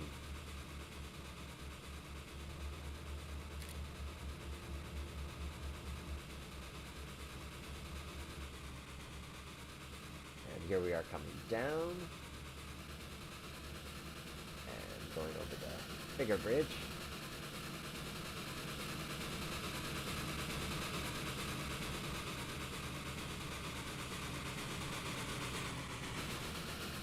And coming into Jim Thorpe.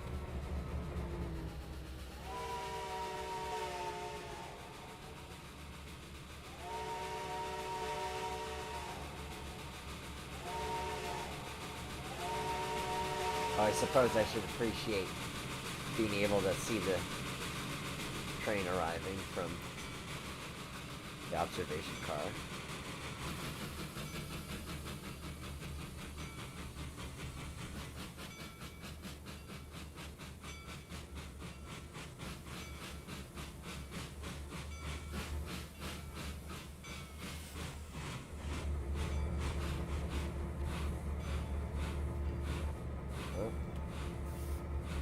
My headlight turned off.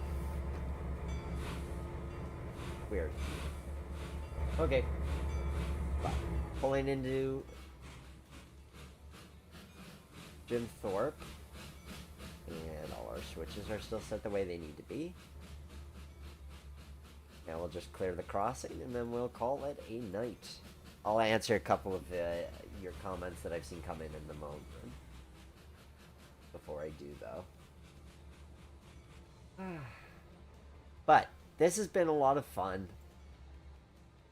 I always look forward to being able to stream with you guys. It's great to talk with you. It's great to be able to explore these different track plans. And this is one where